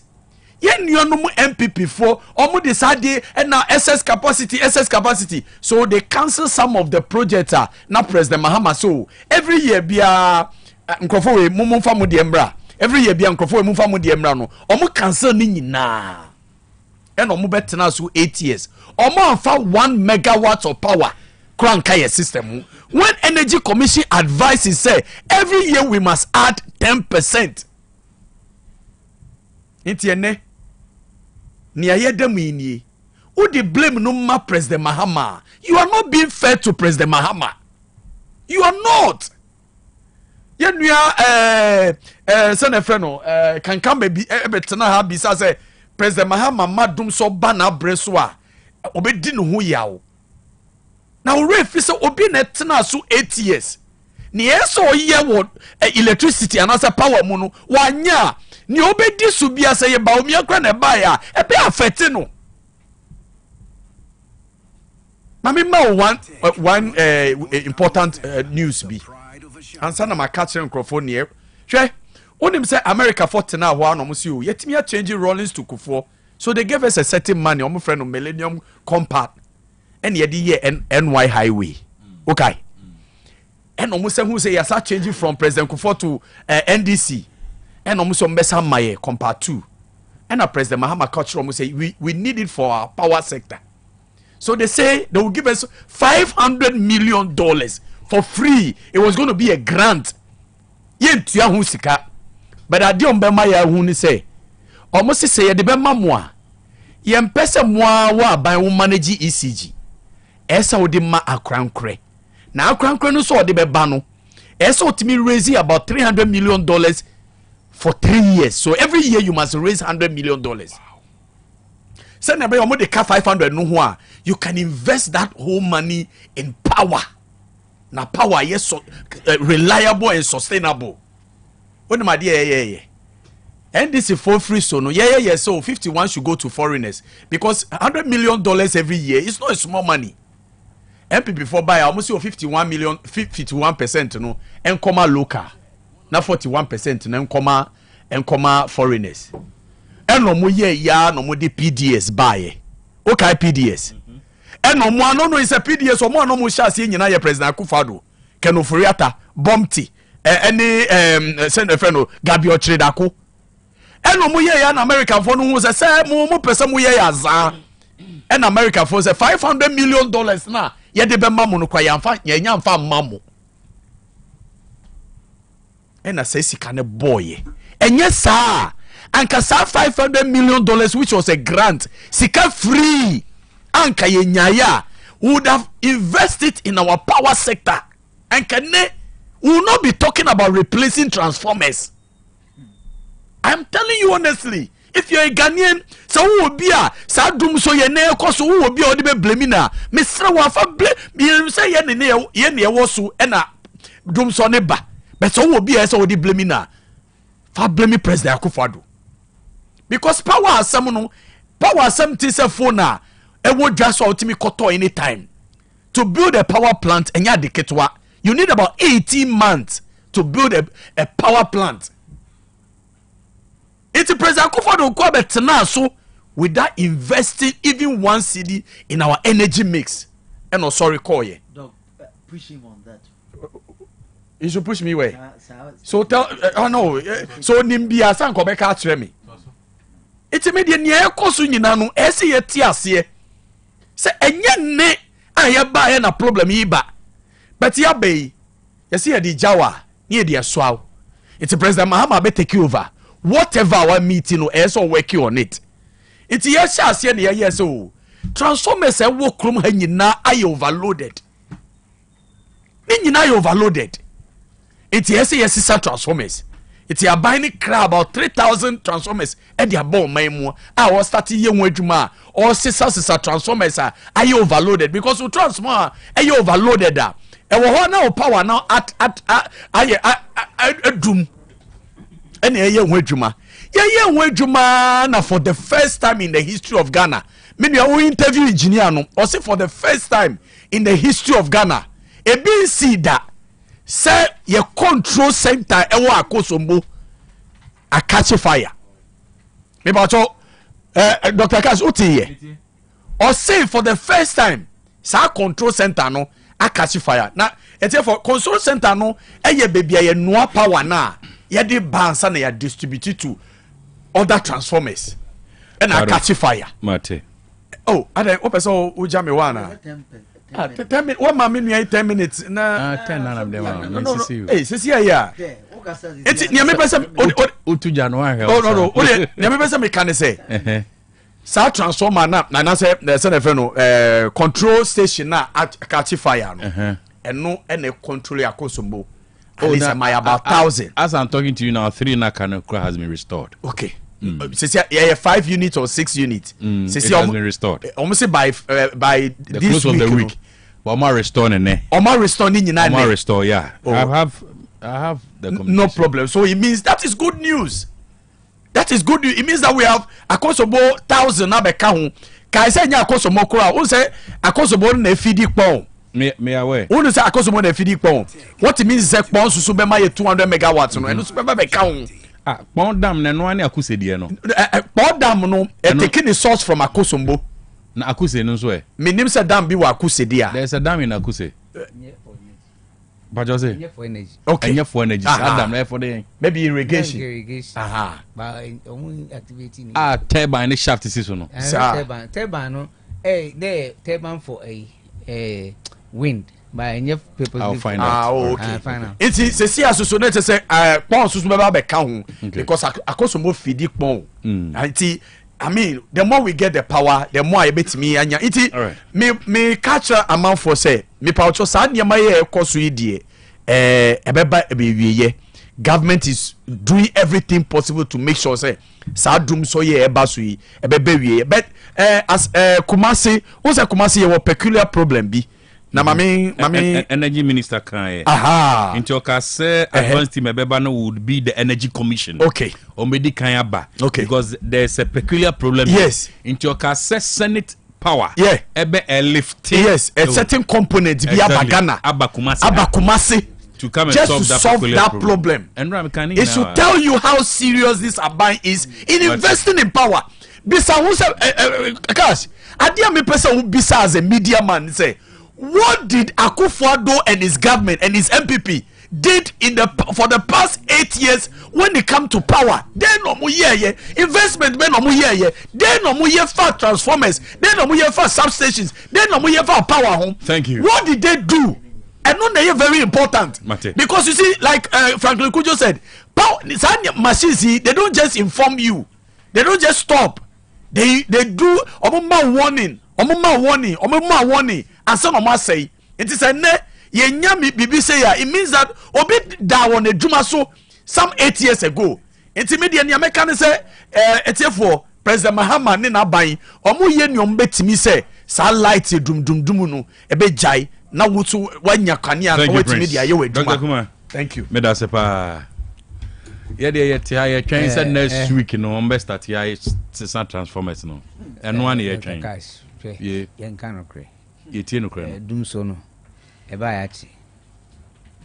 Hwe, e bi school in January. Oh, me. I'm work class B. I'm a no Wednesdays 5 to 8. Dr. Kai will say every time be a class no mentimi and close class no 7 o'clock da. E by been starting lecture no 5 by 6:30 na esumbe ba na edum light. Tinese say me close sa lecture no. And in fact, just after Christmas, there has been some one way or the other lights in Timinjinaso until say Akusumu a problem. And being there, you say the challenge with that and say energy problem. No, you know how I be say be handle as a country. That's all. And yet, my financial buying back. And I say, as you say, the whole stream of Ghanaians, no, intimi who how you beat me, I solve energy system. Nankasuam pass Dr. Kashi. Who's a me banana prof be didn't come over. Yeah. No, can't want them say, a friend say, alternative energy sources. Oh, you will wind, you will solar. Now, solar crady, dear Yan say, a country like Germany, Germany, the highest producer of solar. But I wouldn't say Germany for a real most of the Ghana. You cried the solar no. So, who's the real cry at mouse solar? One patria crowd to be my mouse solar. I just can't plug with my soul. I tell you, as a pan American, any person who's any person bawunim. Yeah, buying be anywhere. What taking the pain to say? What yeah, buying be anywhere. What taking the case say? Okay, as a government, may sponsor. Unim say ana scholarship secretariat or mango for scholarship mom the kwabruchi kusuyande ba. What is that? You said that a program student to be say science for it be 100, 200. Yeah, the omo ko Germany. Monko solar system na mo solar panels ni ntimi produce solar energy e wo Ghana and fan supplement your energy da. They be house your mango for sometimes program pa e wo Ghana ha ye kura Ghana for you with my chen ye a che do be foforo be che no. Enankrofo ko ekokosua. By energy na I was saying a priority. Yetimi ye ho adwuma. Yetimi bua emanka. Because the fact is that the fact is that Dr. Kashi ye na yeti we say ye nim say solar ye o producer even though say na ho den no ente say thermal hydro but at least ye wo fie ma ye nyusu hwi ya fan any TV any radio ka solar eyamayen o boss mayenya solar ente ka wo be free ho anka because we unim madam fubi oko India mentwa no but at the end of the day when him round so no na solar no so anka e was say subsidized emayen at the port send a be a private individual be a person or the bar but obeko no just for a single room and I make catch say ya ban no dwuna adwuna en kan hwe nkwa monkrofon ko Germany ko sua solar panel development o me produce bi in large scale nanka nkrofo hwe wonu me say madam fu na me be kan we no wa man kan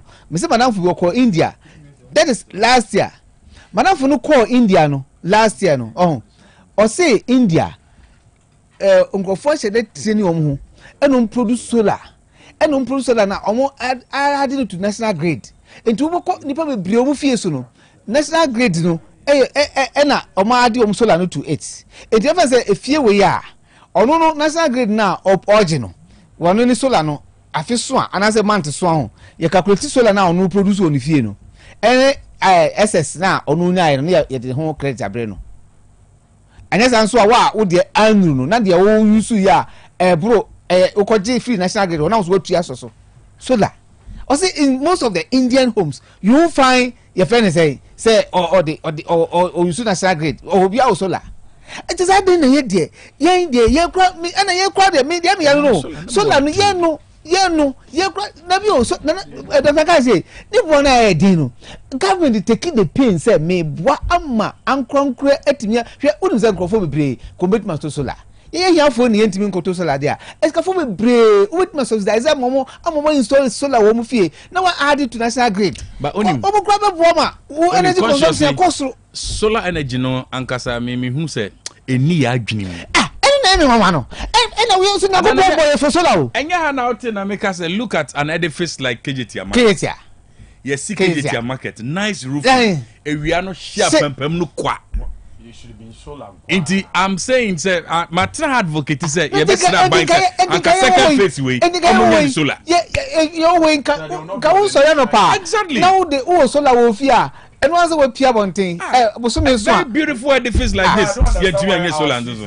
I am mama the entire money basa and say capital intensive the money to acquire those solar panels a whole equipment no expensive a buy must look for money na ka oje 1 cedi per liter ka set be 20% of that say me dey focus on solar energy na me dey produce ama households no anya solar no then national grid no will be subsidized with those houses you are there on concrete government institutions na solar it is say government institutions solar and ka udum kan obi anfa ho we say we obi antu mbetete yen just the challenge now you want to say I don't know we don't know say I don't know but I wouldn't say me ade ba kwa me hu ni say ade ba kwa Dr. Kashi me hu ni say Ghana full bia wo position Ghana ni bia wo position ho ne kasa fe ne kasa de wa hwe o ka sema Obe we are to abawano. For bono, o the power no man. You challenge say challenge no. Your problem now say you nim how you see govern or Papa ba ko bi o yeso la o tie SCA. No born advert crowd. I say good evening doc. Tell the man that we are here in Ghana. Bright solar power. No need to go anywhere. Omo ha. Producer no so solar easy. Correct pa. Enti bright solar tesomai na yengina into to be. Dr. Cash, for purposes of education, me your prince say and they go for ado they want to and they go for ado the last time you got commission 200 megawatts way pong we don't need no driver in this time. All right, make me for happy birthday we Emma Sandra and Wawuda. A special happy birthday to you. A birthday wish coming from your family and all loved ones. Obiaso my happy birthday. And then this one also goes to Kingsley Anoche. Dodo no Efro Konfa Anoche. Dodo no idea on the phone no. We old student of Otec School of Journalism and Communication Studies. And Wawuda Kingsley. Happy birthday to you. Says God bless you with more years and knowledge. Happy birthday to you, Kingsley. My pawn 6 o'clock PM news is on the radio.